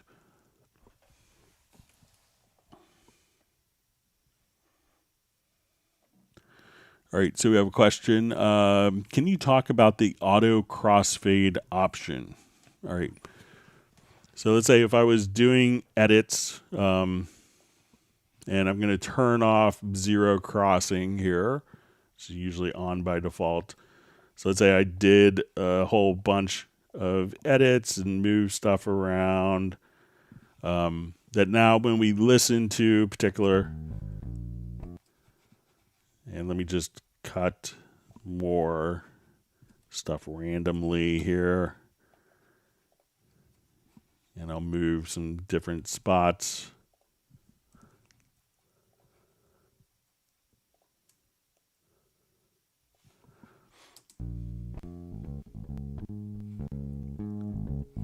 So as we listen to this, there's a lot of little, and I'll just put this on follow. All right, so but just because I was sloppy with my edits, there's a lot of, potential edits that we could hear kind of an audible click on. So as we listen to this again,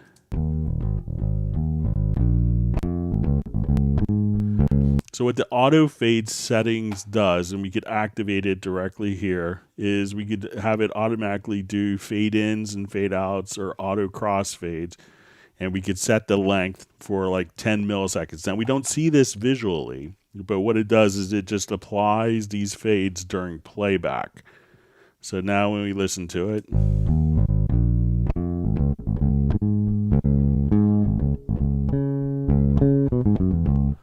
so if we again turn that off and disabled it,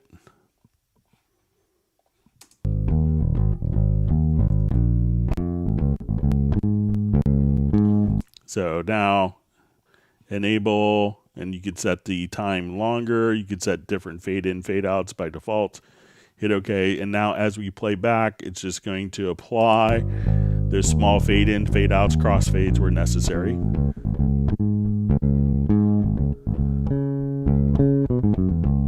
So that's how you could utilize the auto fade setting. So really helpful if you're doing like comping on parts as well. So they could save you like 100 little fade edits that you don't have to do, that can just automatically be turned on.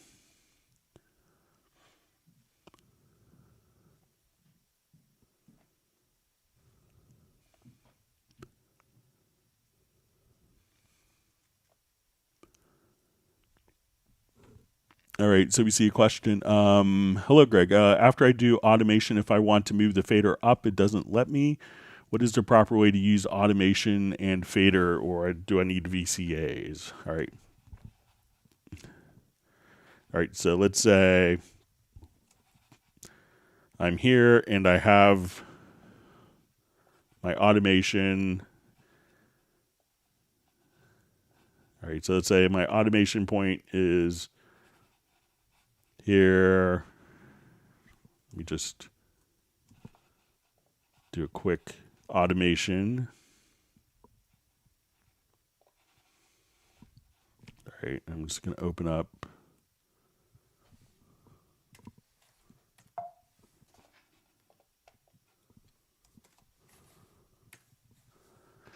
So I'll just say, let's go to all right, so I'm just going to have some automation data in here.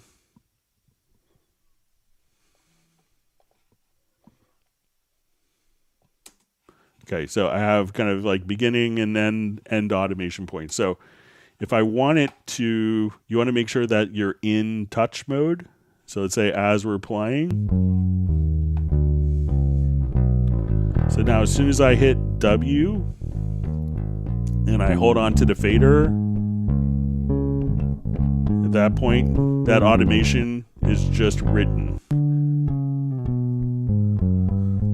So if I want to just touch, as soon as I let go of the mouse, it goes back to its pre-existing value.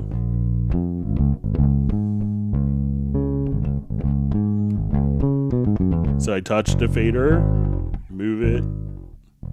Now as soon as I let go, now if I have this set to auto latch, I could just, as soon as I let go of the fader, it's going to keep writing at that value until I hit stop. And then when I hit stop, that automation point will just be turned off. And if I'm in crossover, so let's say, and I go down here, as soon as I cross over where the pre-existing automation was, that's when it will kick out. So if I come, so now I go up, and then with crossover, then it'll just kind of kick out as soon as we cross over that particular point again. So it should be, make sure that you're in touch mode. And that also, like, you know, trim isn't active. If you hit F6 to go into the automation panel, just make sure that touch mode is turned on. And then you should, whenever you move the fader, that will automate and update and kind of overwrite the existing automation.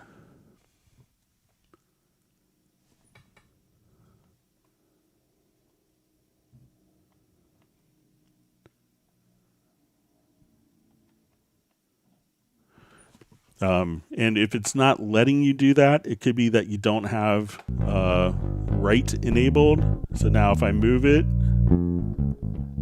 it'll kind of just snap right back. But as soon as you have write enabled, that it will let you. But if you don't have write turned on, then it's going to snap back to its previous point without writing anything. So make sure that the W is illuminated, so that you are in write mode.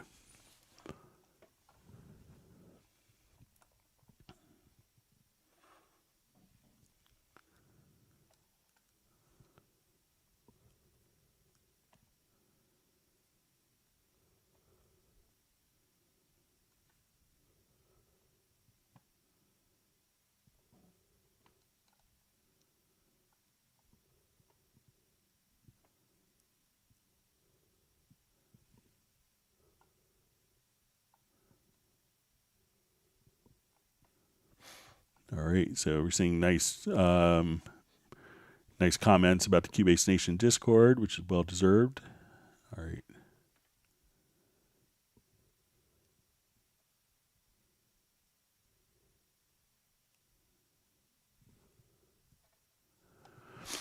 All right, so we have a question. Hey guys, I have an issue with my Yamaha MG12XU and Cubase 12 Pro. It doesn't seem to sync properly when it re-loops back. I don't recall it happening with Ableton when I used to use it. Thanks. So, make sure, there is like a separate, return channel, from the, I have kind of an older Yamaha mixer, but there is so I'm not sure if, there's the return channel that you could use to monitor the existing tracks. So that should be working the same way. But make sure that you're doing that, and you don't necessarily have, I'm not sure how you have it routed, but it should be just on the return channel. It's like one of the rotary encoders. Let me see if we could just look at it online quickly. Let's see which one it is. Again, MG12XU.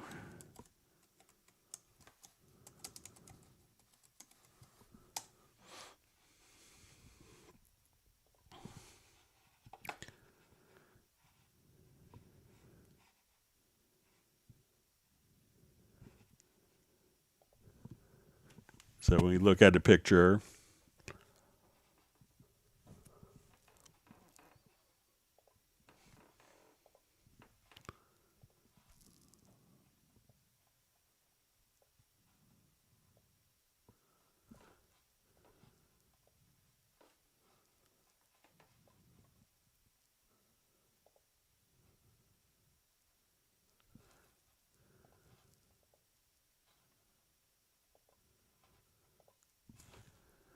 all right, I'll just try.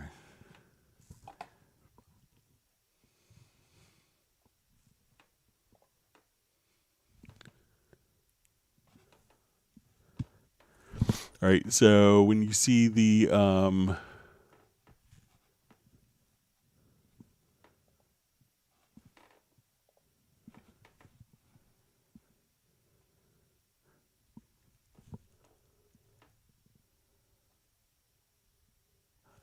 right, so check the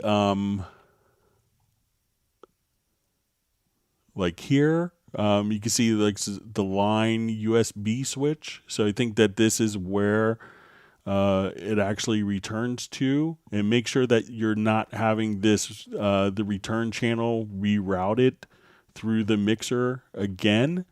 So I think it's going to be like this little button here, but make sure that you check the routing on 11 and 12, that it's not kind of sending the output back through the mixer, creating kind of a loop.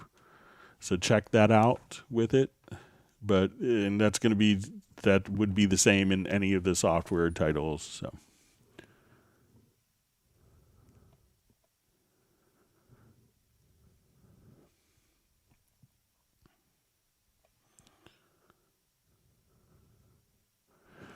All right, so we have a question. What would be the best controller to work with Cubase 12 so I can control the EQ and plugins, something like the SSL UC1, but that works with everything. So as long as the devices spit out MIDI controllers or MIDI information, you can come over, like even a humble little, I use just a very humble little nano control by Korg, which I bought. And I had to say I really like it. It's like kind of the right size, but I could go to my mixer, and there's different pages. So if I just want to go to the selected track, I could adjust my quick controls and different parameters. There's different mapping pages for EQs, but really anything that has the feel that you like and kind of fits into the form, that will fit physically into your workspace is a great thing. So, I have a Steinberg CC121, which I love. I use my Korg Nano control a lot. I have a Choi Sauce 100, which is just 8 MIDI faders. But anything that transmits MIDI will be used very effectively inside of Cubase. So if you wanted to get, like the UF8 or UC1, so as long as, sometimes, be sure that if there's a software control layer that, you can just have it automatically spit out MIDI CCs, then any software could use it. But if it's going to be tied into like a software that does all the controls, and if that software goes away, then you can't use the controller. That could be bad. There's lots of people that have bought controllers like that, and it's people get mad when all of a sudden their controller, which still functions and works, doesn't work because the company's not upgrading the software. So that's one factor to look at. But there's a lot of great control surfaces out there, and even like a Nectar Panorama P4, which I use, also runs great with Cubase. But figure out how much space you have and how many buttons you need at once. But you can configure anything that spits out MIDI messages and control different aspects of Cubase quite easily.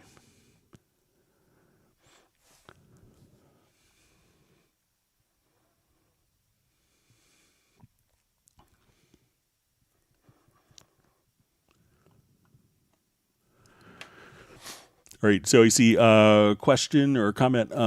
When the loop cycle ends and a new loop begins on VSTIs, some of them go out of sync. So, some of them will only, depending on the instrument's capabilities, but make sure also that like it looks like I had everything kind of to the end here.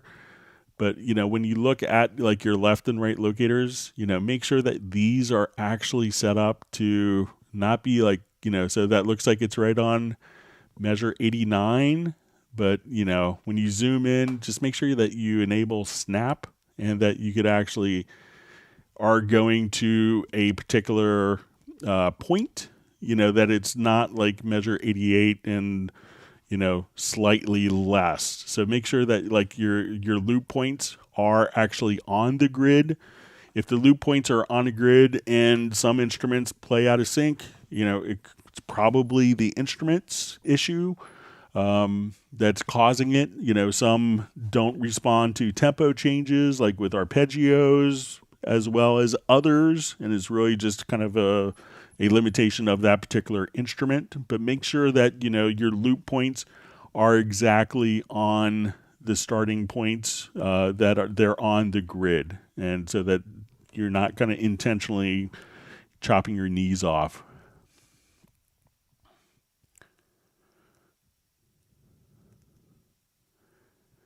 And I just see, but on audio it works perfectly. And again, it's, if you have an arpeggio and it's kind of hanging on and then restarting again, that could get more out of time and more apparent, whereas audios can be treated differently and just play back that particular things.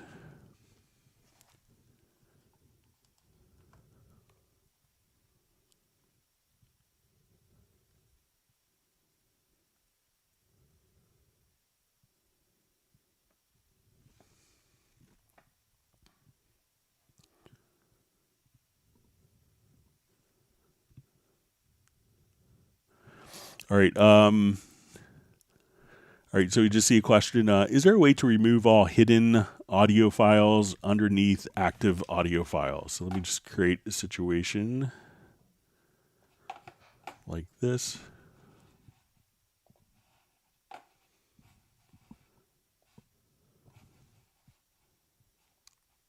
Thanks for all the great questions from everyone.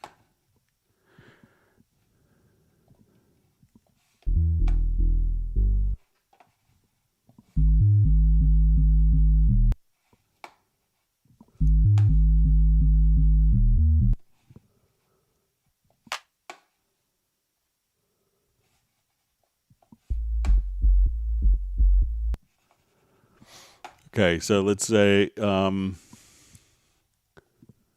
right, so we have a number of different files here. So I think if you just go, let's say, all right, so we have,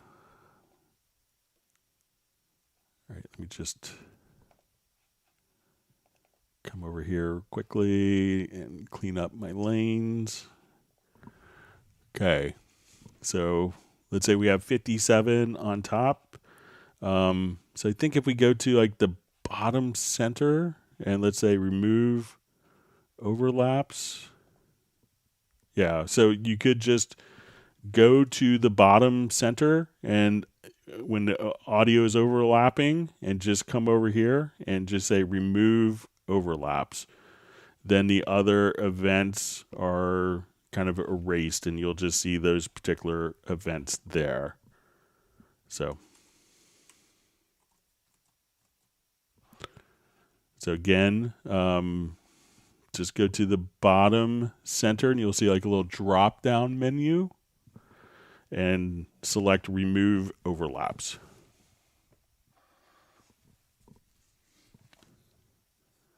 All right, wonderful to see Gareth on the live stream. Thanks for joining us.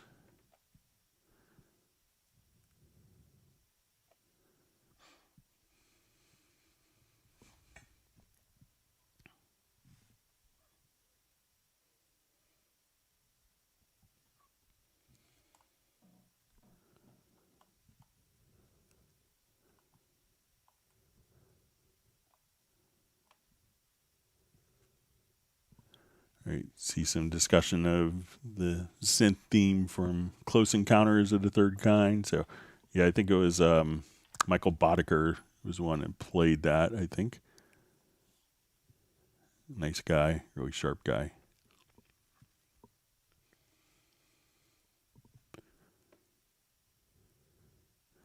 All right, John Costigan just says this is a nice time for the like button. Thank you. So thanks for the reminder, John. Appreciate it.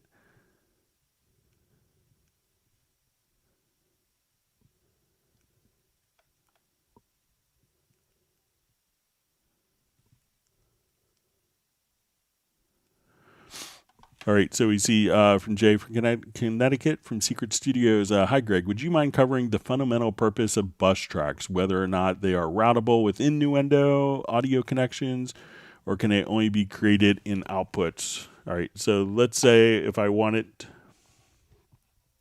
So what a bus does is it allows you to, sum the audio of different audio tracks into one location, one destination. So we could do this to not only control volume, but we could also use it to, basically to do effects and processing on it. So let's say I'll revert this project here.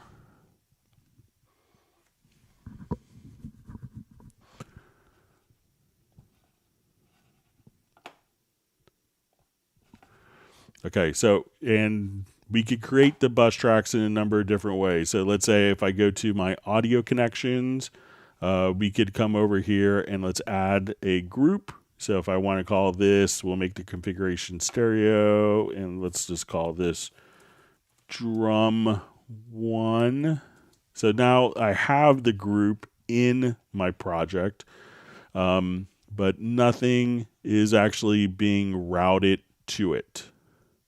So I'll move this down. So when we look at all of my tracks, we look at the output here. They're all being sent to the stereo out and not to the bus. Now I could send each of these to the bus independently. I could do this for multiple tracks.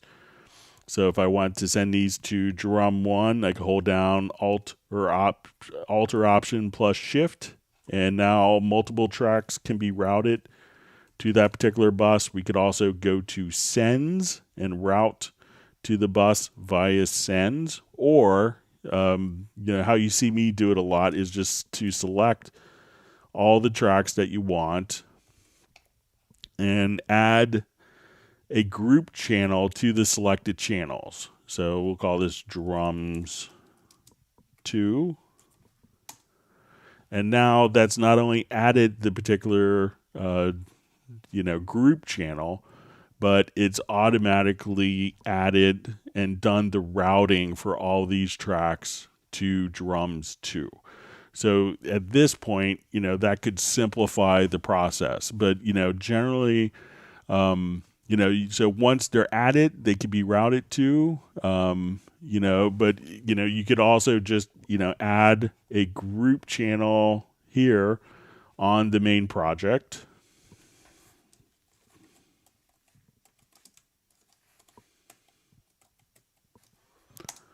So, and then I could, route these to that particular drum group. So, but any of these particular processes, if I wanted to take all of the tracks and now I wanted to apply processing on my drums,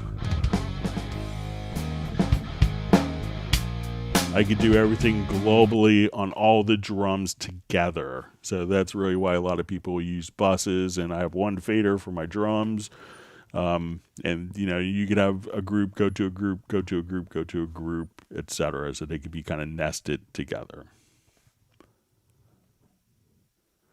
All right, so we see Michael Pierce has to go back to work. All right, and we look forward to seeing you, Michael, Tuesday on the actual Zoom meetup. I hope you're doing well. Have a wonderful weekend.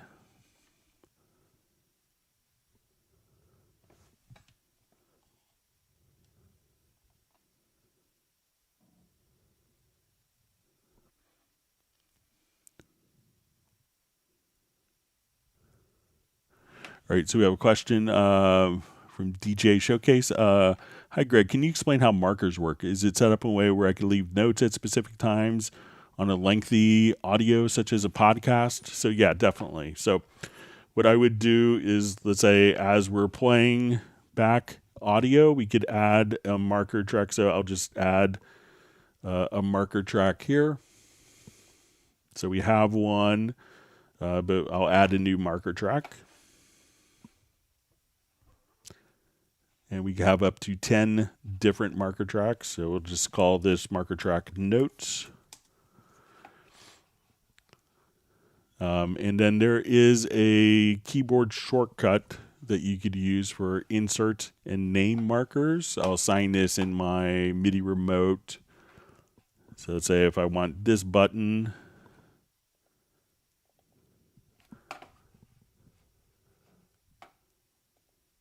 so I'll just say insert and name marker.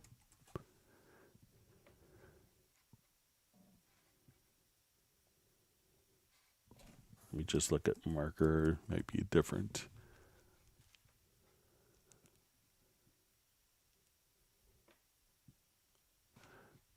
All right, so let's try add an edit position marker. All right, so while it plays, so let's say I'm just playing this, and I'll drop the marker, and then we'll say, okay, oh, bad bass note. And then say drum fill, weird. So hit the button again. Okay. Guitar, good. Hit enter. And you could just come right over here and just leave your comments directly as you do it. So at that point, you can see all the different, you could type in lyrics if you wanted to, but you could just see all of your different markers right here and then just see the notes as you want.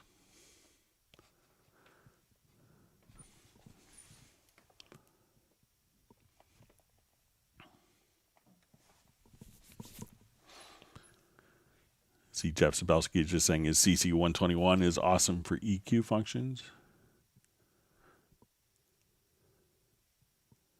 See, Paul Daly just saying I didn't realize there was an arrow there. Fantastic, thank you.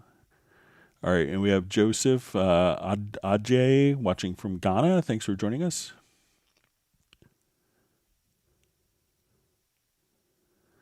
All right, so Jazzy Lomel is just asking, hey, Greg, will you be on this Friday? So, no, I'm going to actually take the holiday. We don't get a lot of holidays in America because we're kind of a newer country than a lot of other countries. So instead of working 10 hours on my day off, we'll just continue our normal stream on Tuesday. So, and as Jazzy had mentioned with the Zoom.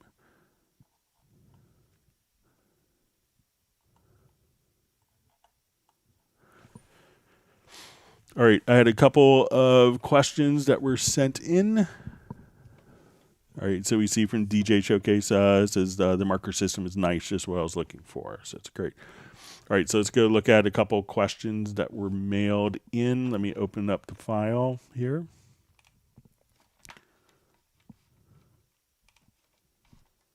Bear with me while I just go to switch programs here.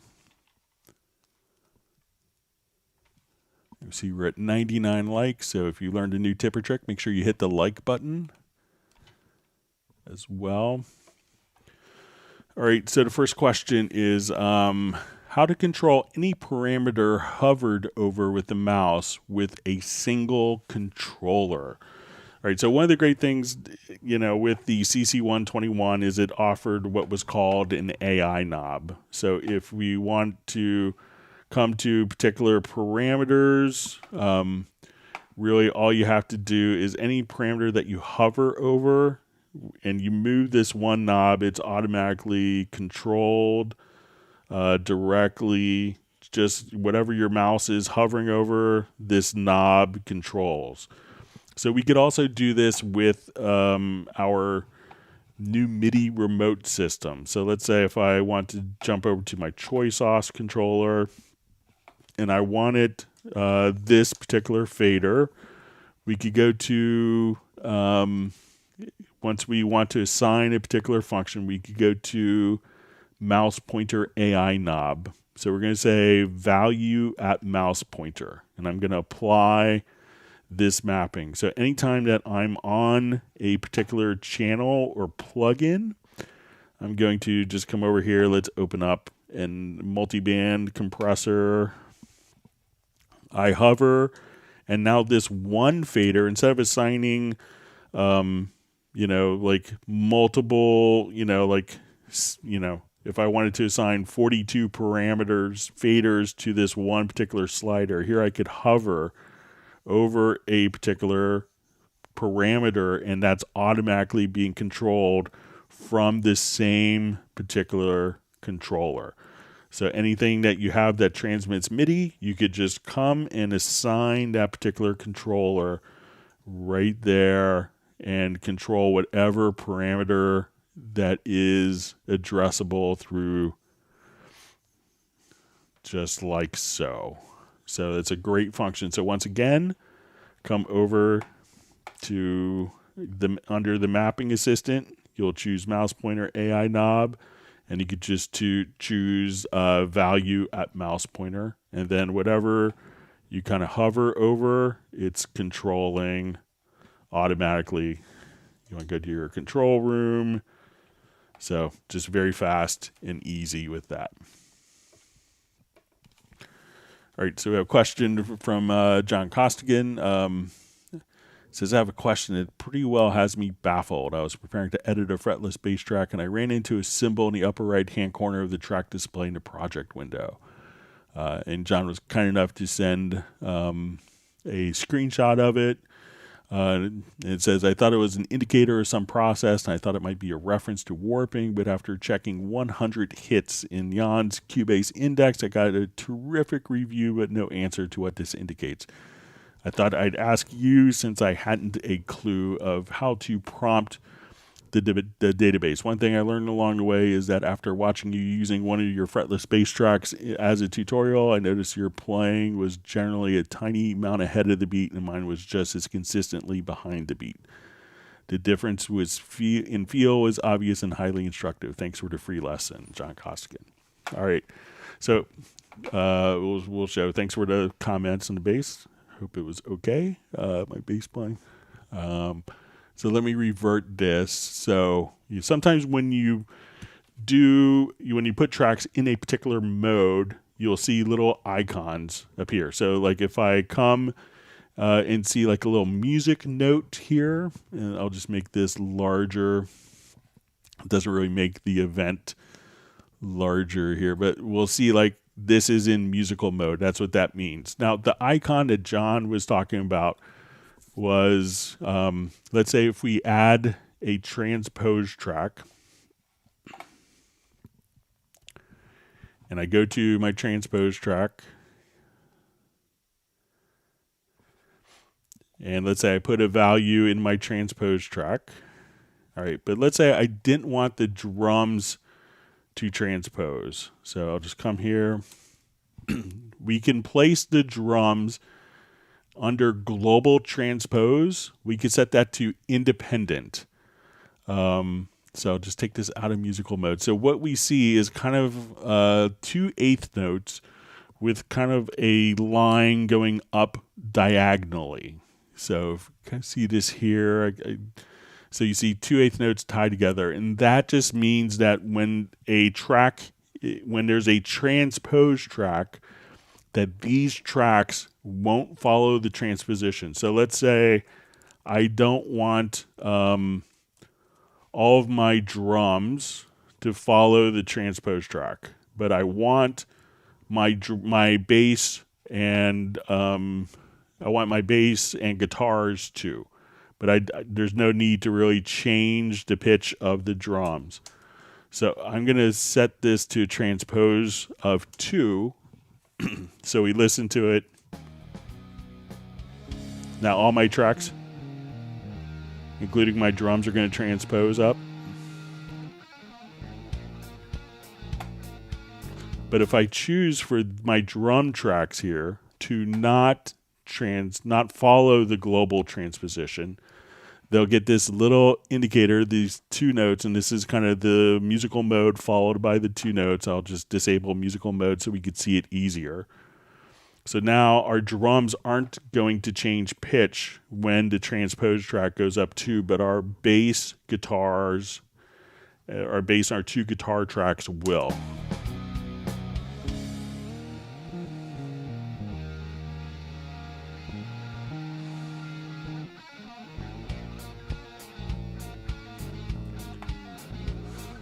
So let's say I go down to -4.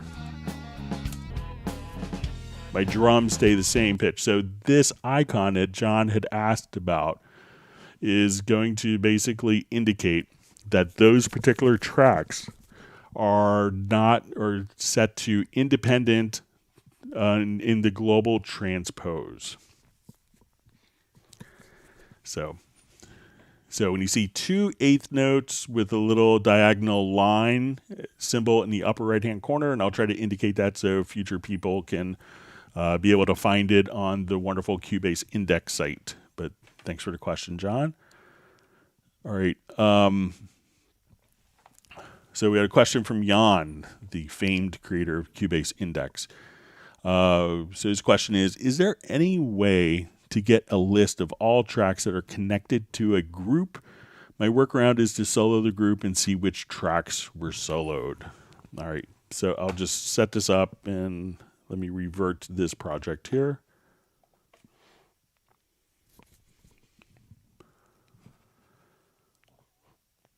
Okay, so let's say all of my tracks are sent to a group, and if you have a number, multiple groups, multiple tracks going on, so let's say I'll just call this my drum group. So let's say now I open up my drum group. Now, one of the things you could do is if you see at the top here, we can see that this drum group has 11 sources, and this group, what we're looking at, this channel that we're looking at is called drum, and that it's being fed to a stereo output. So if I click just to the right of the 11 sources, we see this little drop-down menu. And now I can see all of the tracks that are feeding this particular group. So if I had like a group that was for bass and guitars, I'll come here, let's select, and I want to add a group channel to the selected tracks.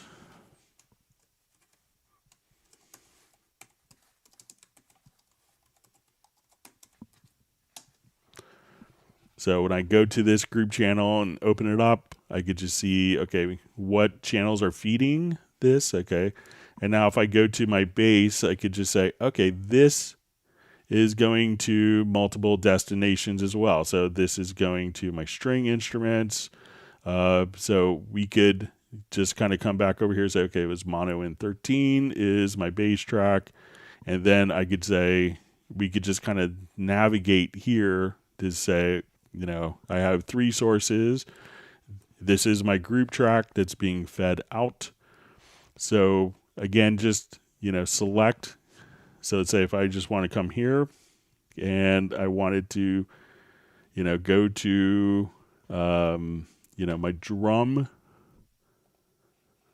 I can say, okay, let's go to my drum folder. And at this point, we could just see all of the sources that are feeding that particular group, just like that. So you could solo the group, and that would indicate which tracks are feeding it, but also just in the channel settings for the group, do the drop down, and you can see all the sources there, Jan.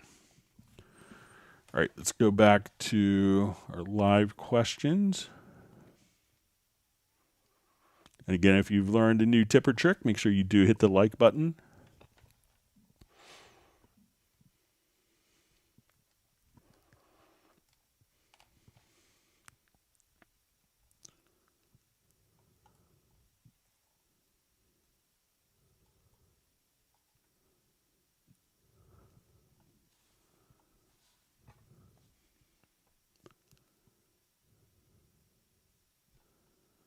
All right.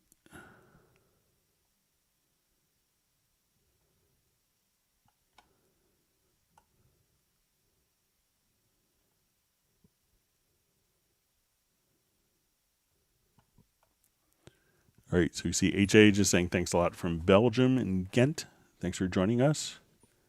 All right, wonderful to see Pablo on, our famed drummer of Hot Mess, on the live stream. And he's having coffee.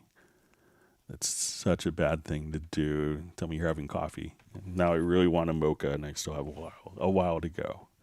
But enjoy your coffee, Pablo.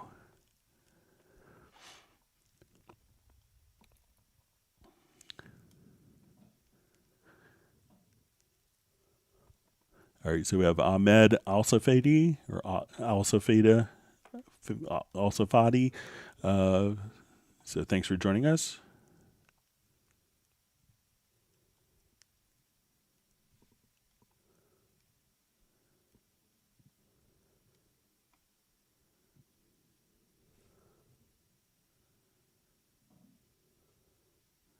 All right, so you see you got the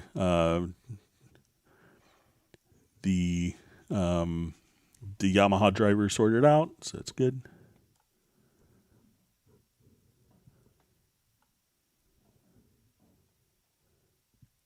It's just a quick driver settings. All right.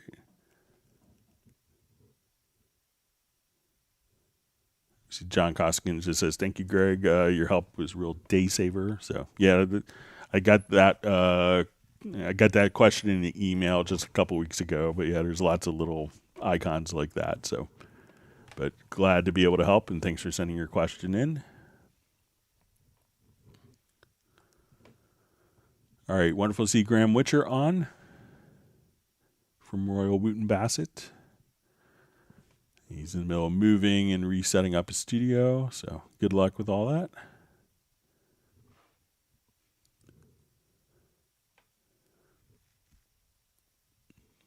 All right, so Gareth is very happy to see Pablo. All right.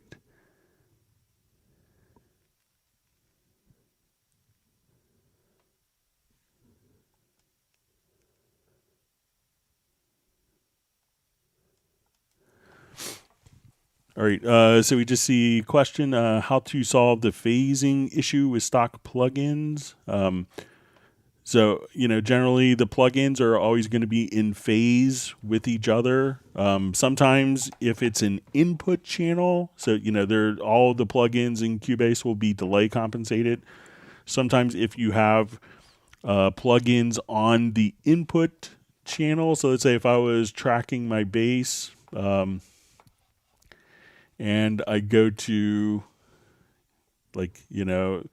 and on the channel here we have something like, let's say, okay, I have an insert on, so while doing real-time monitoring with plugins, some plugins will have additional latency. So let's say if I have a multi-band compressor on my bass part, and then all of a sudden it seems like it's out of phase or out of time, and that could be just while monitoring through plugins. We can't necessarily adjust a performance before it happens, but we can adjust playback before it happens to compensate. So if you notice that it has phase, one of the things you could do quickly is try to come to the constrained delay compensation here in the lower left-hand corner, and that will bypass plugins that have latency on it, so that it will automatically just simply bypass those particular plugins with latency. But you could also, if you go to like the big mixer, you could activate one of the views. So when you go to the setup Windows layout is the channel latency. So when we go to a particular track, we can see that just adding that particular plugin is adding 123 milliseconds of latency. So that could sound like it's out of phase, but it's really just the plugin processing in real time. So some plugins may take more time to process. So I don't think that there's a problem with any of the internal plugins, but we can't shift a real-time performance earlier to compensate for it. But after it's been recorded, it is. But if it's another phase issue that you're talking about, please let me know.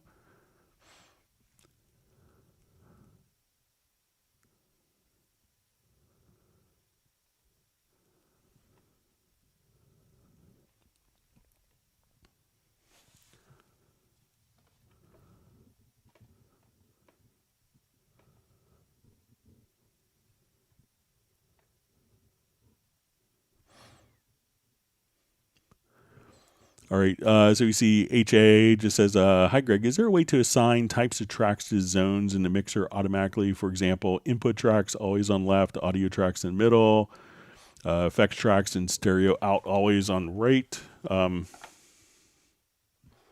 right, so, once you're here, let's see if it's automatic. All right, so I'll just add a number to a new project here. All right, so I have my input channels. I'm going to add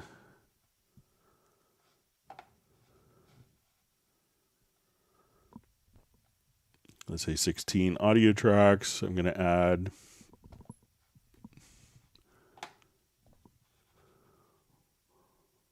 4 effects, and let's say 4 groups.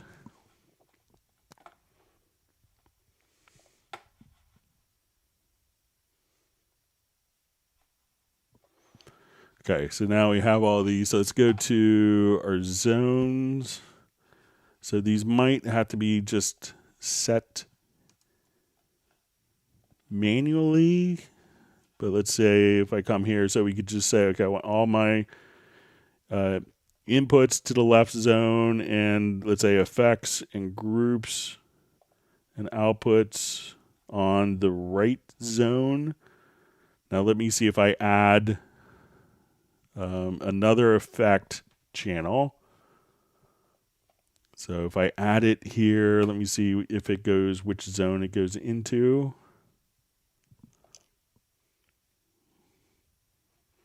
So you could manually set it, and a lot of people will do it starting a template. But if I come and let's say if I add a track, depending on the zone, so let's say I add an audio track, it will go into the particular zone.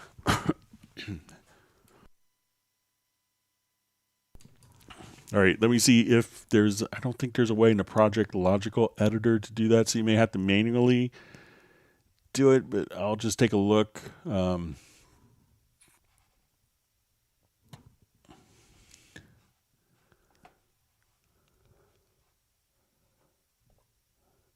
don't think that there's zones.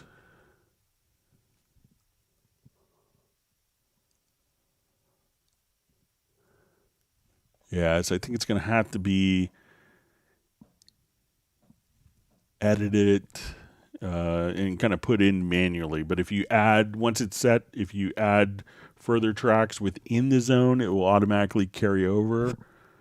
But no way to kind of fix it to a particular zone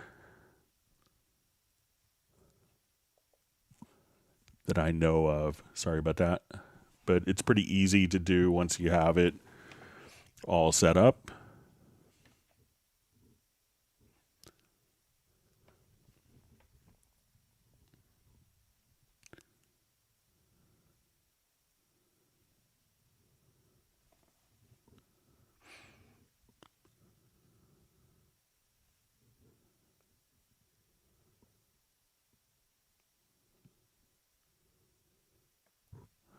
All right, so we see a question from Soren.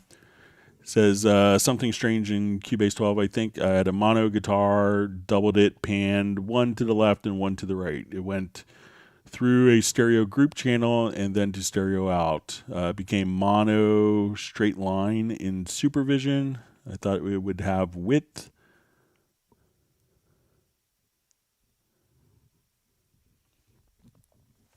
All right.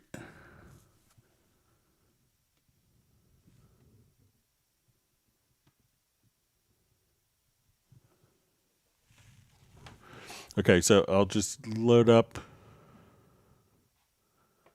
Let's get to this project here.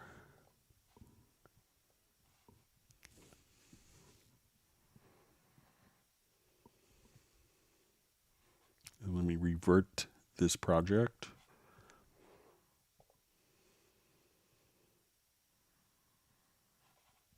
Okay, so let's say I'm going to just take one of the guitars and I'm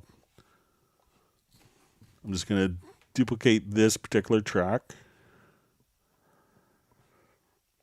Okay, so we have this one panned left. This one we're going to pan hard right. Okay, so let's just say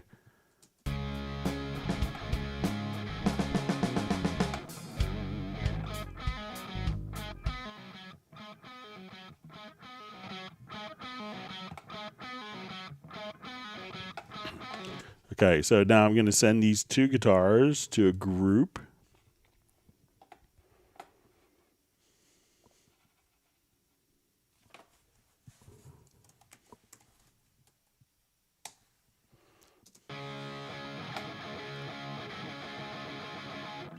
All right, and let me just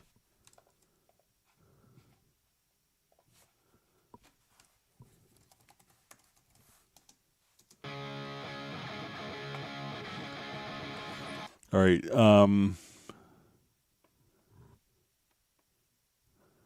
So just see it became a mono straight line in supervision. So let's say these are panned, so it's going into the group. So let's go to Analyzer.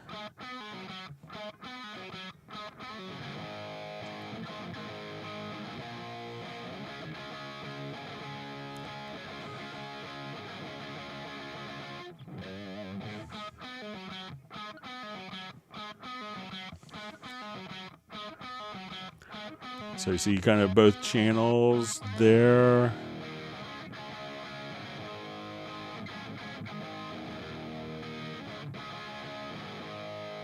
And let's see,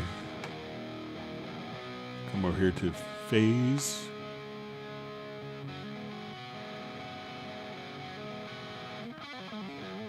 All right, so let's say if I want to now kind of play with this, so if you're looking at the phase scope,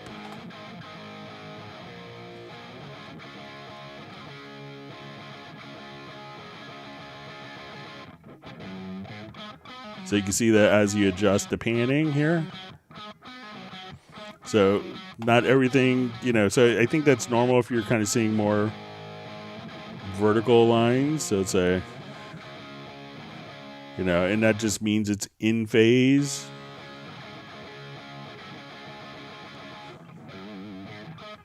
So let's also see if there's any adjustments on the phase that.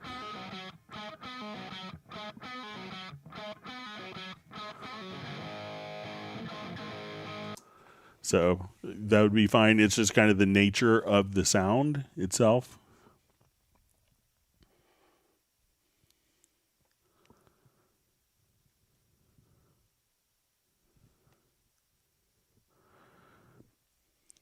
All right, so you just see, hi Greg, appreciate your help. I've had this issue for about 2 years when I had to force myself to stop and play again after a loop ends. I'm really not happy, but it says, I'm really happy about solving this issue. Thanks. All right, so let's take a look at it again. So let's say I'll just do something with an arpeggiator on it. So I'll do new project.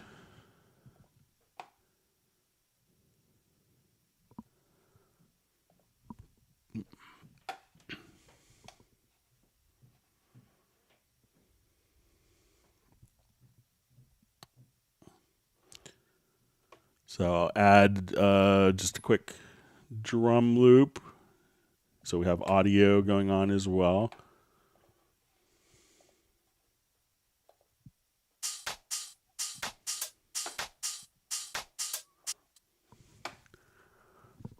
Okay, so we'll set this in musical mode. All right, which it is, and I'll put this into a loop. All right, and not have it muted.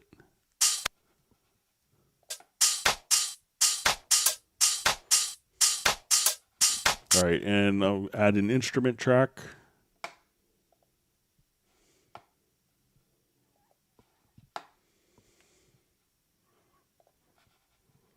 I'll find something with arpeggiators on it. I think some of the bass stuff will have.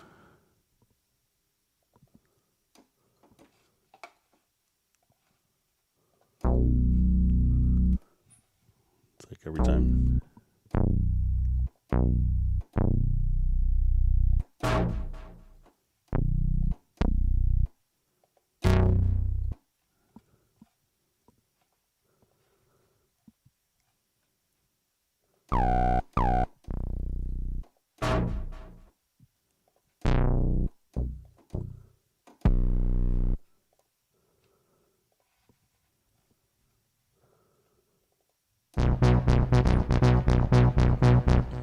I'm just going to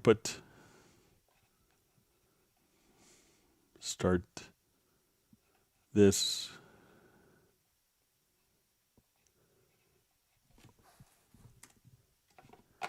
All right, so now my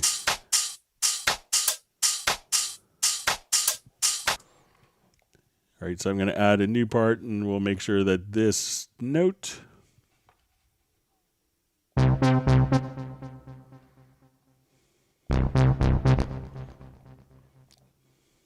so I'm just going to start. All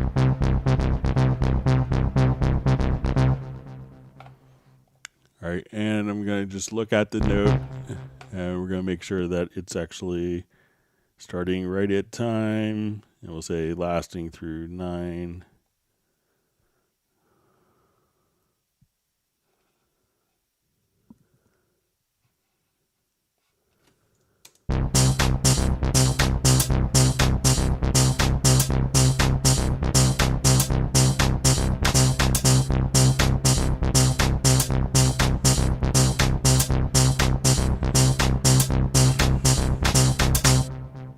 All right, and if I put it on loop, that would help. So let's say if I'm here,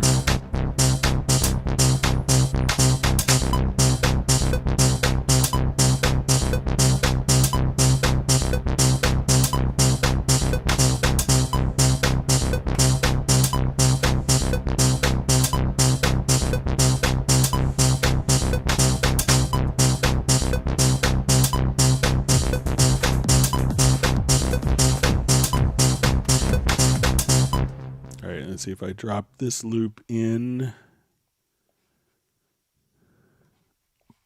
and I'll make sure this is in musical mode.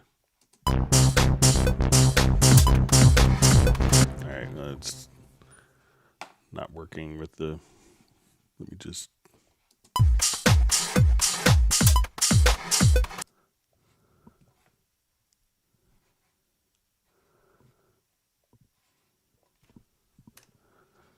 but now, so like when just listening to the arpeggio with the audio drums,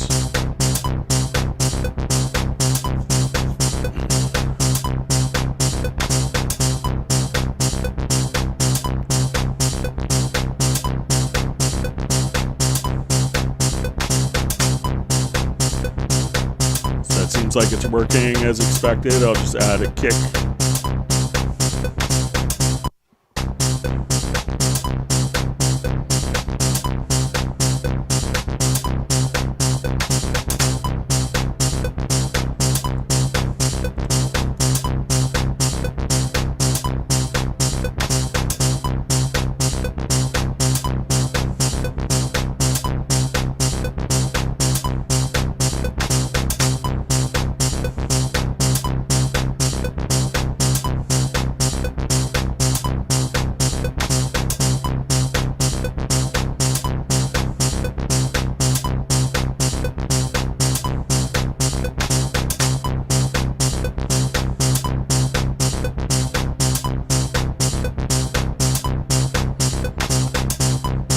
So I'll just add some kick on the down, on the 4 on the floor.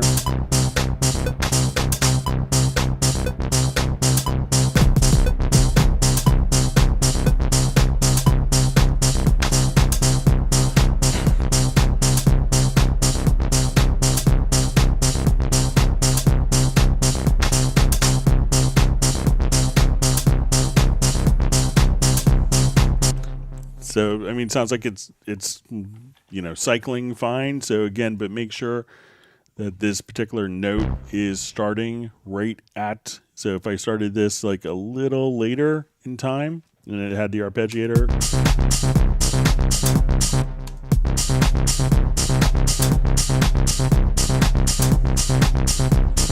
let's say I'll just change it after it's played.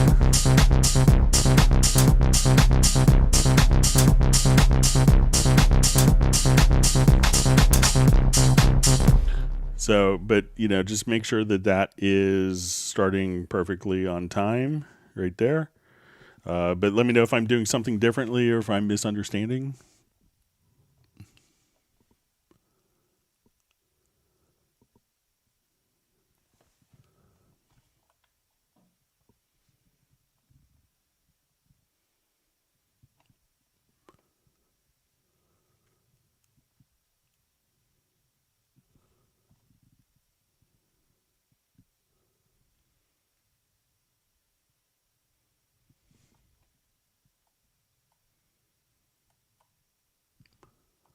All right, just reading through.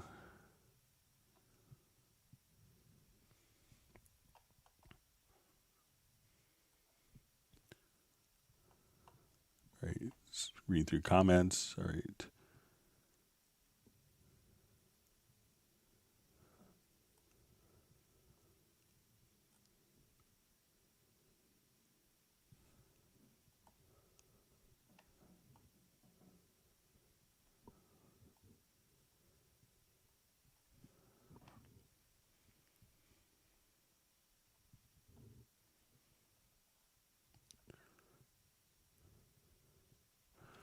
Okay, so you see from question from Patrick, Greg, sometimes I get confused while I work with 4 tracks. I want to see immediately which notes I've used and what's root. Excuse me, let me just clear my throat. And what's root of song, etc. Other options available than chord track.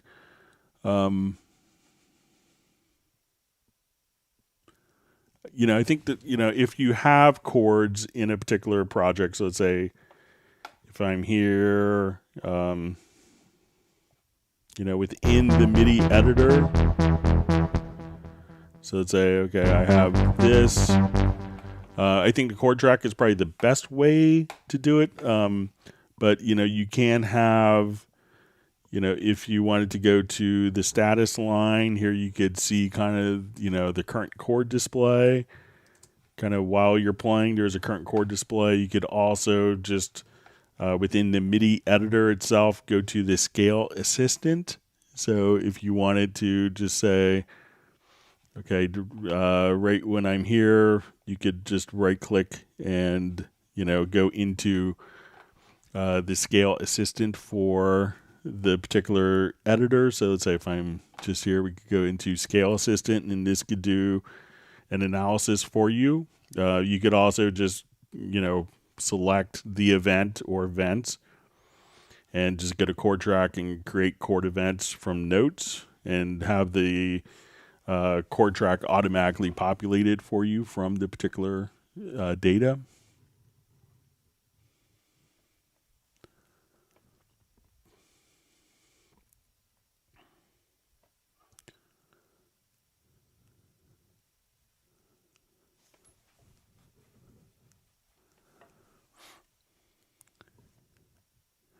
Okay, so we see a question. Is there a way to identify T-Guitar or Hyperion brass elements files in Hallion Sonic SE? So if you're looking for like those particular libraries, so if you wanted to, I'll add an instrument track. So let's go to Hallion Sonic SE. So when you click on load, you could see all instrument sets. So if you wanted to just, find, particular, sample libraries, you could just kind of look here. So, okay, I wanted to go to my lute, or you click here, you could see all of your different libraries. So if you're looking for from Simple or Olympus Micro or Indian Drum Basics Trip. So here you'll see like the T guitar or, the Hyperion brass. So you could just kind of see the files there and then all the presets based on that. But let me know if I misunderstood.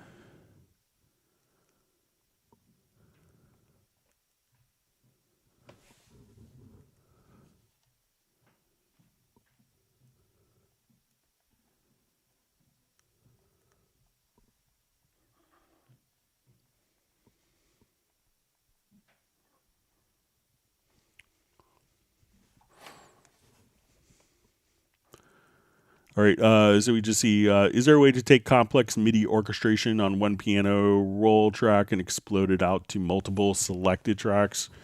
What some people will do, there's no like perfect algorithm for this. Let me just see if I can show you an example. So what a lot of people do is kind of manually copy and paste. So let me just find a quick example of like something with piano in it. I think I have something in my recent. projects, hopefully. Yeah, we'll take a look at this one.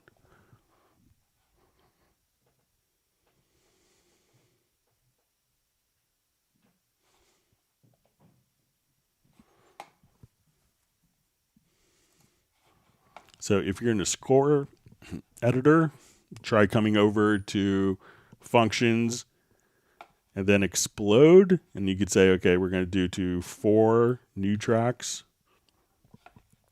And then that could automatically create the new tracks there. So you could do it from the score editor. But what a lot of people end up doing is just kind of creating, let's say, okay, I want to add an instrument track below. And have kind of a blank part.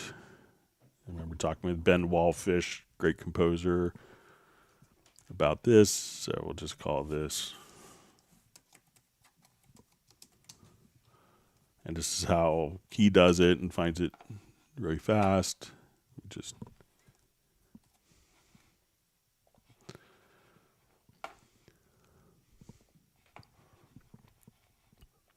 is that often he'll just kind of come over here, select notes, copy, and then switch to different part.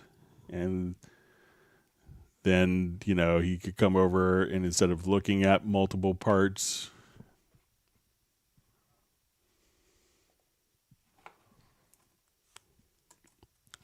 paste.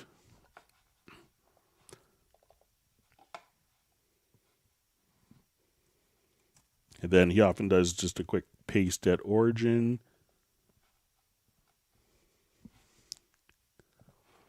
So a lot of people will just kind of manually copy and paste. But also check out the explode from the score editor. So go to scores, to functions, and explode. So you can try that. But there's no kind of automatic take a piano, and it's kind of the art form of it. Probably algorithms will get better, but it's probably always going to be, better to have your own musical sense and do the arrangements and orchestration.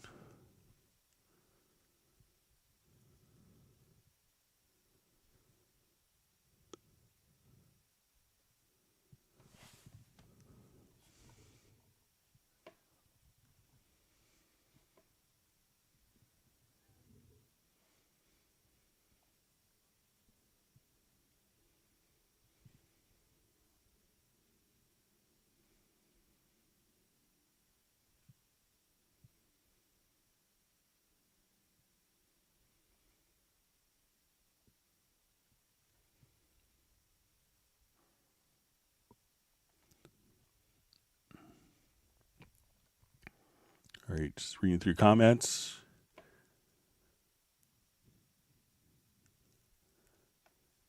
Thanks for all the great questions that everyone's asked.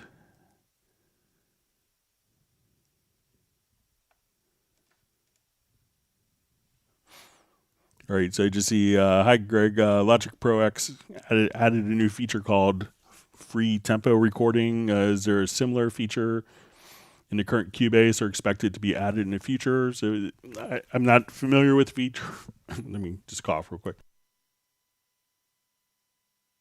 Sorry about that. So I'm not sure if it's, like a glorified step recording, so if I wanted to come to, let's say,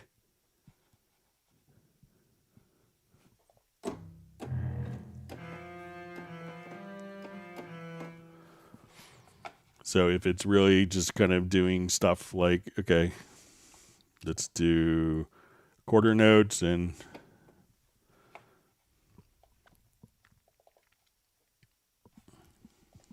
so I activate the step entry. And let's say I just double click here. So I'm not sure if it's.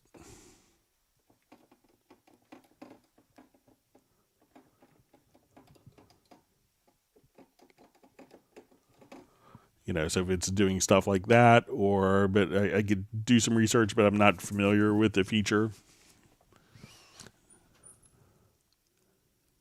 Maybe if you give some more info on it.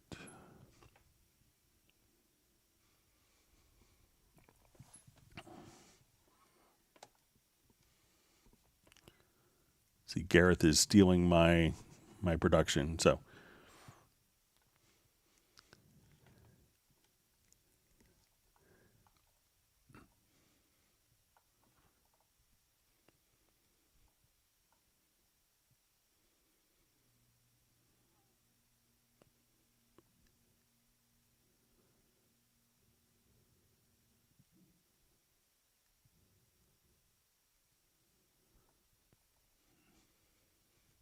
Okay, reading through comments.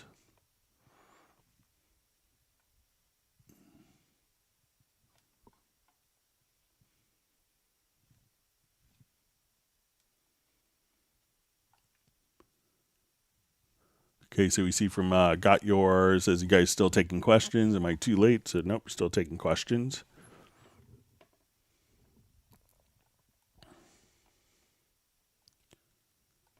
See discussion on old turntables.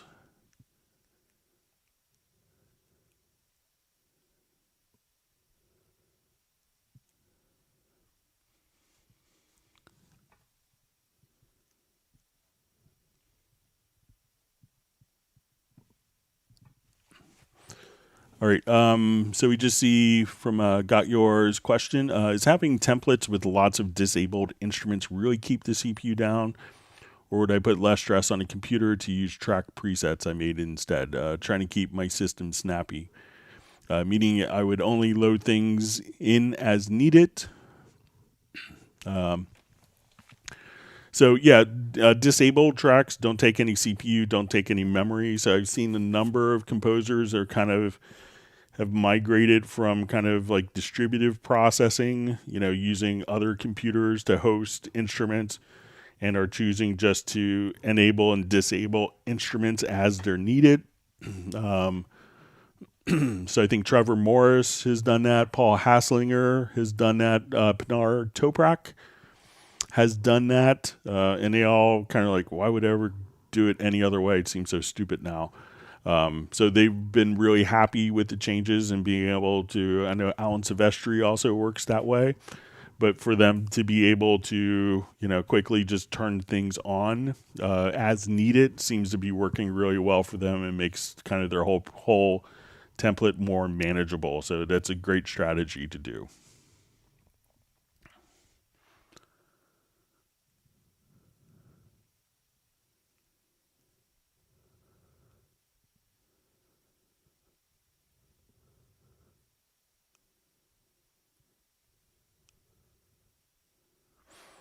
All right, so we see more information about the free tempo. It says it's free tempo, then Logic Pro detects it and makes a tempo map for it. So, we could do that already with the tempo detection. So I will see if I could, do some more research on it. But, we could do automatic tempo detection already. So let's say if I wanted to go to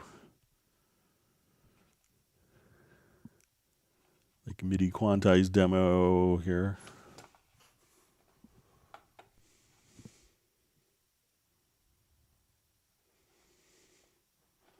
So let's say so if I turn on my metronome here, so let's say this is free tempo recorded, so I can just come over here and just do.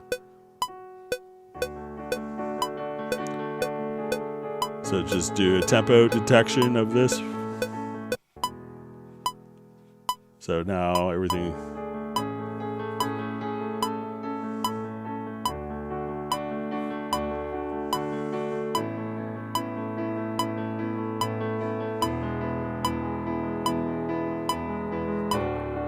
So if you have freely recorded MIDI stuff, you could already do the tempo detection of it.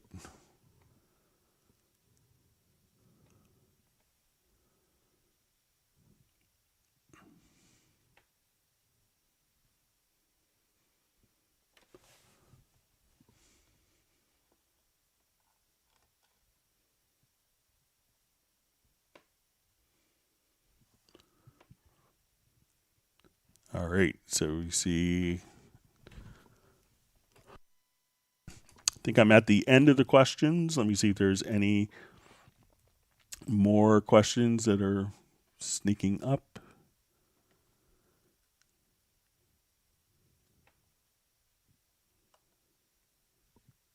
All right, see.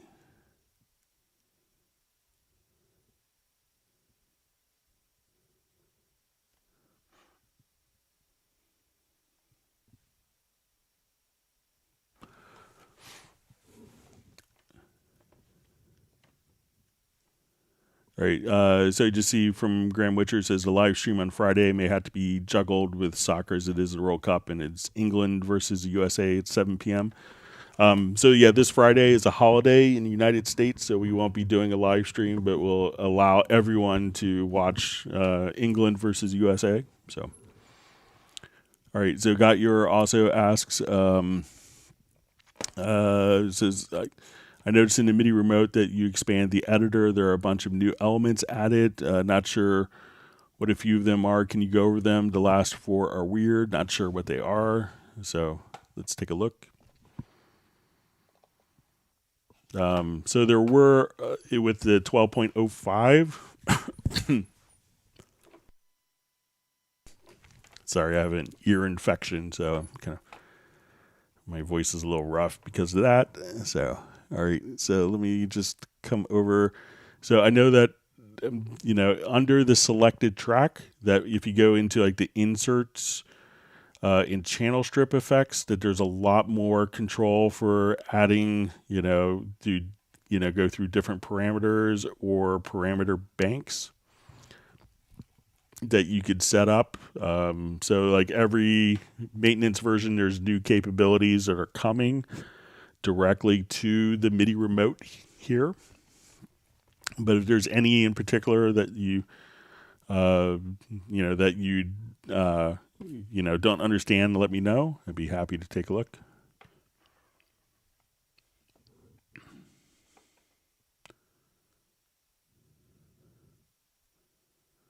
Okay, so you see in the editor before that where you choose the knob. So let's go ahead. I think I know what you're talking about. So, okay, so let's say we want to go to some new MIDI remote settings here. So some of these, we could have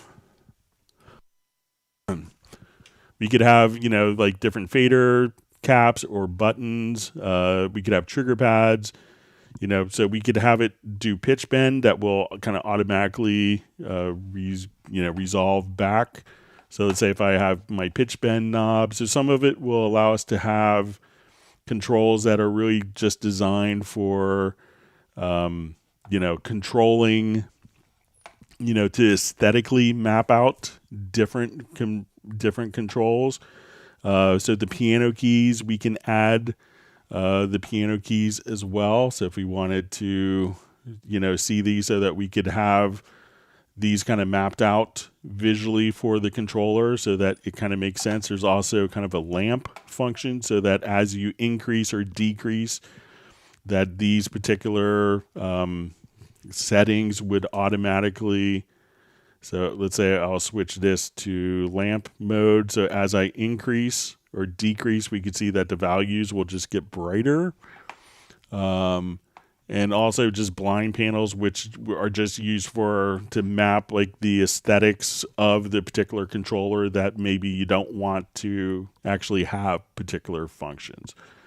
So there's also like push encoders. So if I wanted to actually, like some knobs like the CC121 controller, like to mute, you could actually push down the main like control room volume to mute. So if you wanted it to be a push encoder, so if you want, when you push down, that the value does something, has a particular function when you push down versus just moving the knob, clockwise or counterclockwise. So, there's more of these functions have been added with 12.05.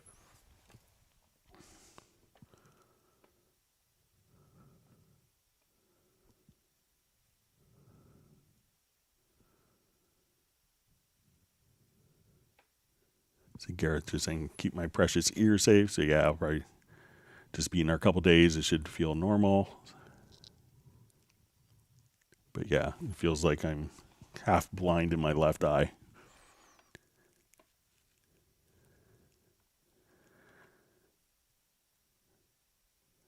All right, so we'll see if there's any more questions that sneak in.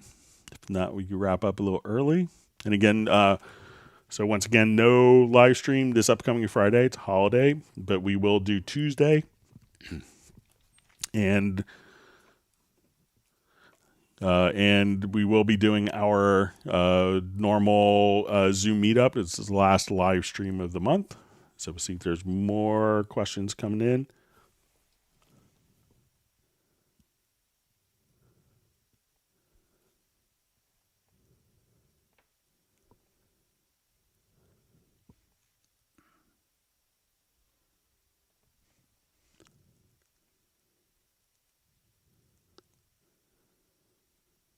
Give it. I know there's usually a little bit of a delay from when I talk to when it comes.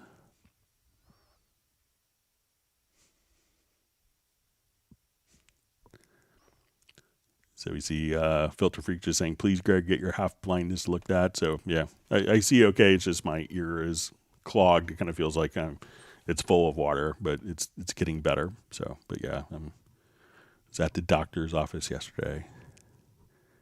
Okay, so Pablo's asked, having everyone enjoy their Thanksgiving Day. And we see kind words from Gerald and everyone else. All right, and we see Jean-Marie Horvat. Wonderful to have you on the live stream.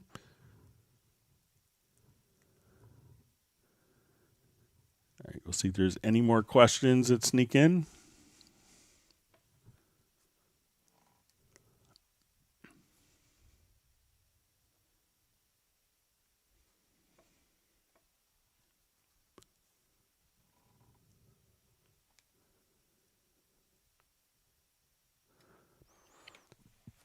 All right, so I guess we're out of questions. I want to thank everyone for all the wonderful questions today. And we will see everyone on Tuesday and look forward to our Zoom meetup and meeting some new people coming on, and look forward to seeing everyone who usually attends. So if you want the link earlier, I'll post it in the live stream on Tuesday. But if you want the link earlier, just email me at clubcubase@steinberg.de. And then we will see you then. All right, everyone in the United States, have a wonderful Thanksgiving. Everyone else, have a relaxing rest of the week and weekend. And everyone that's into the World Cup, watch that with all the passion that is entailed with watching World Cup performances and matches. So we will see everyone on Tuesday. Take care and goodbye.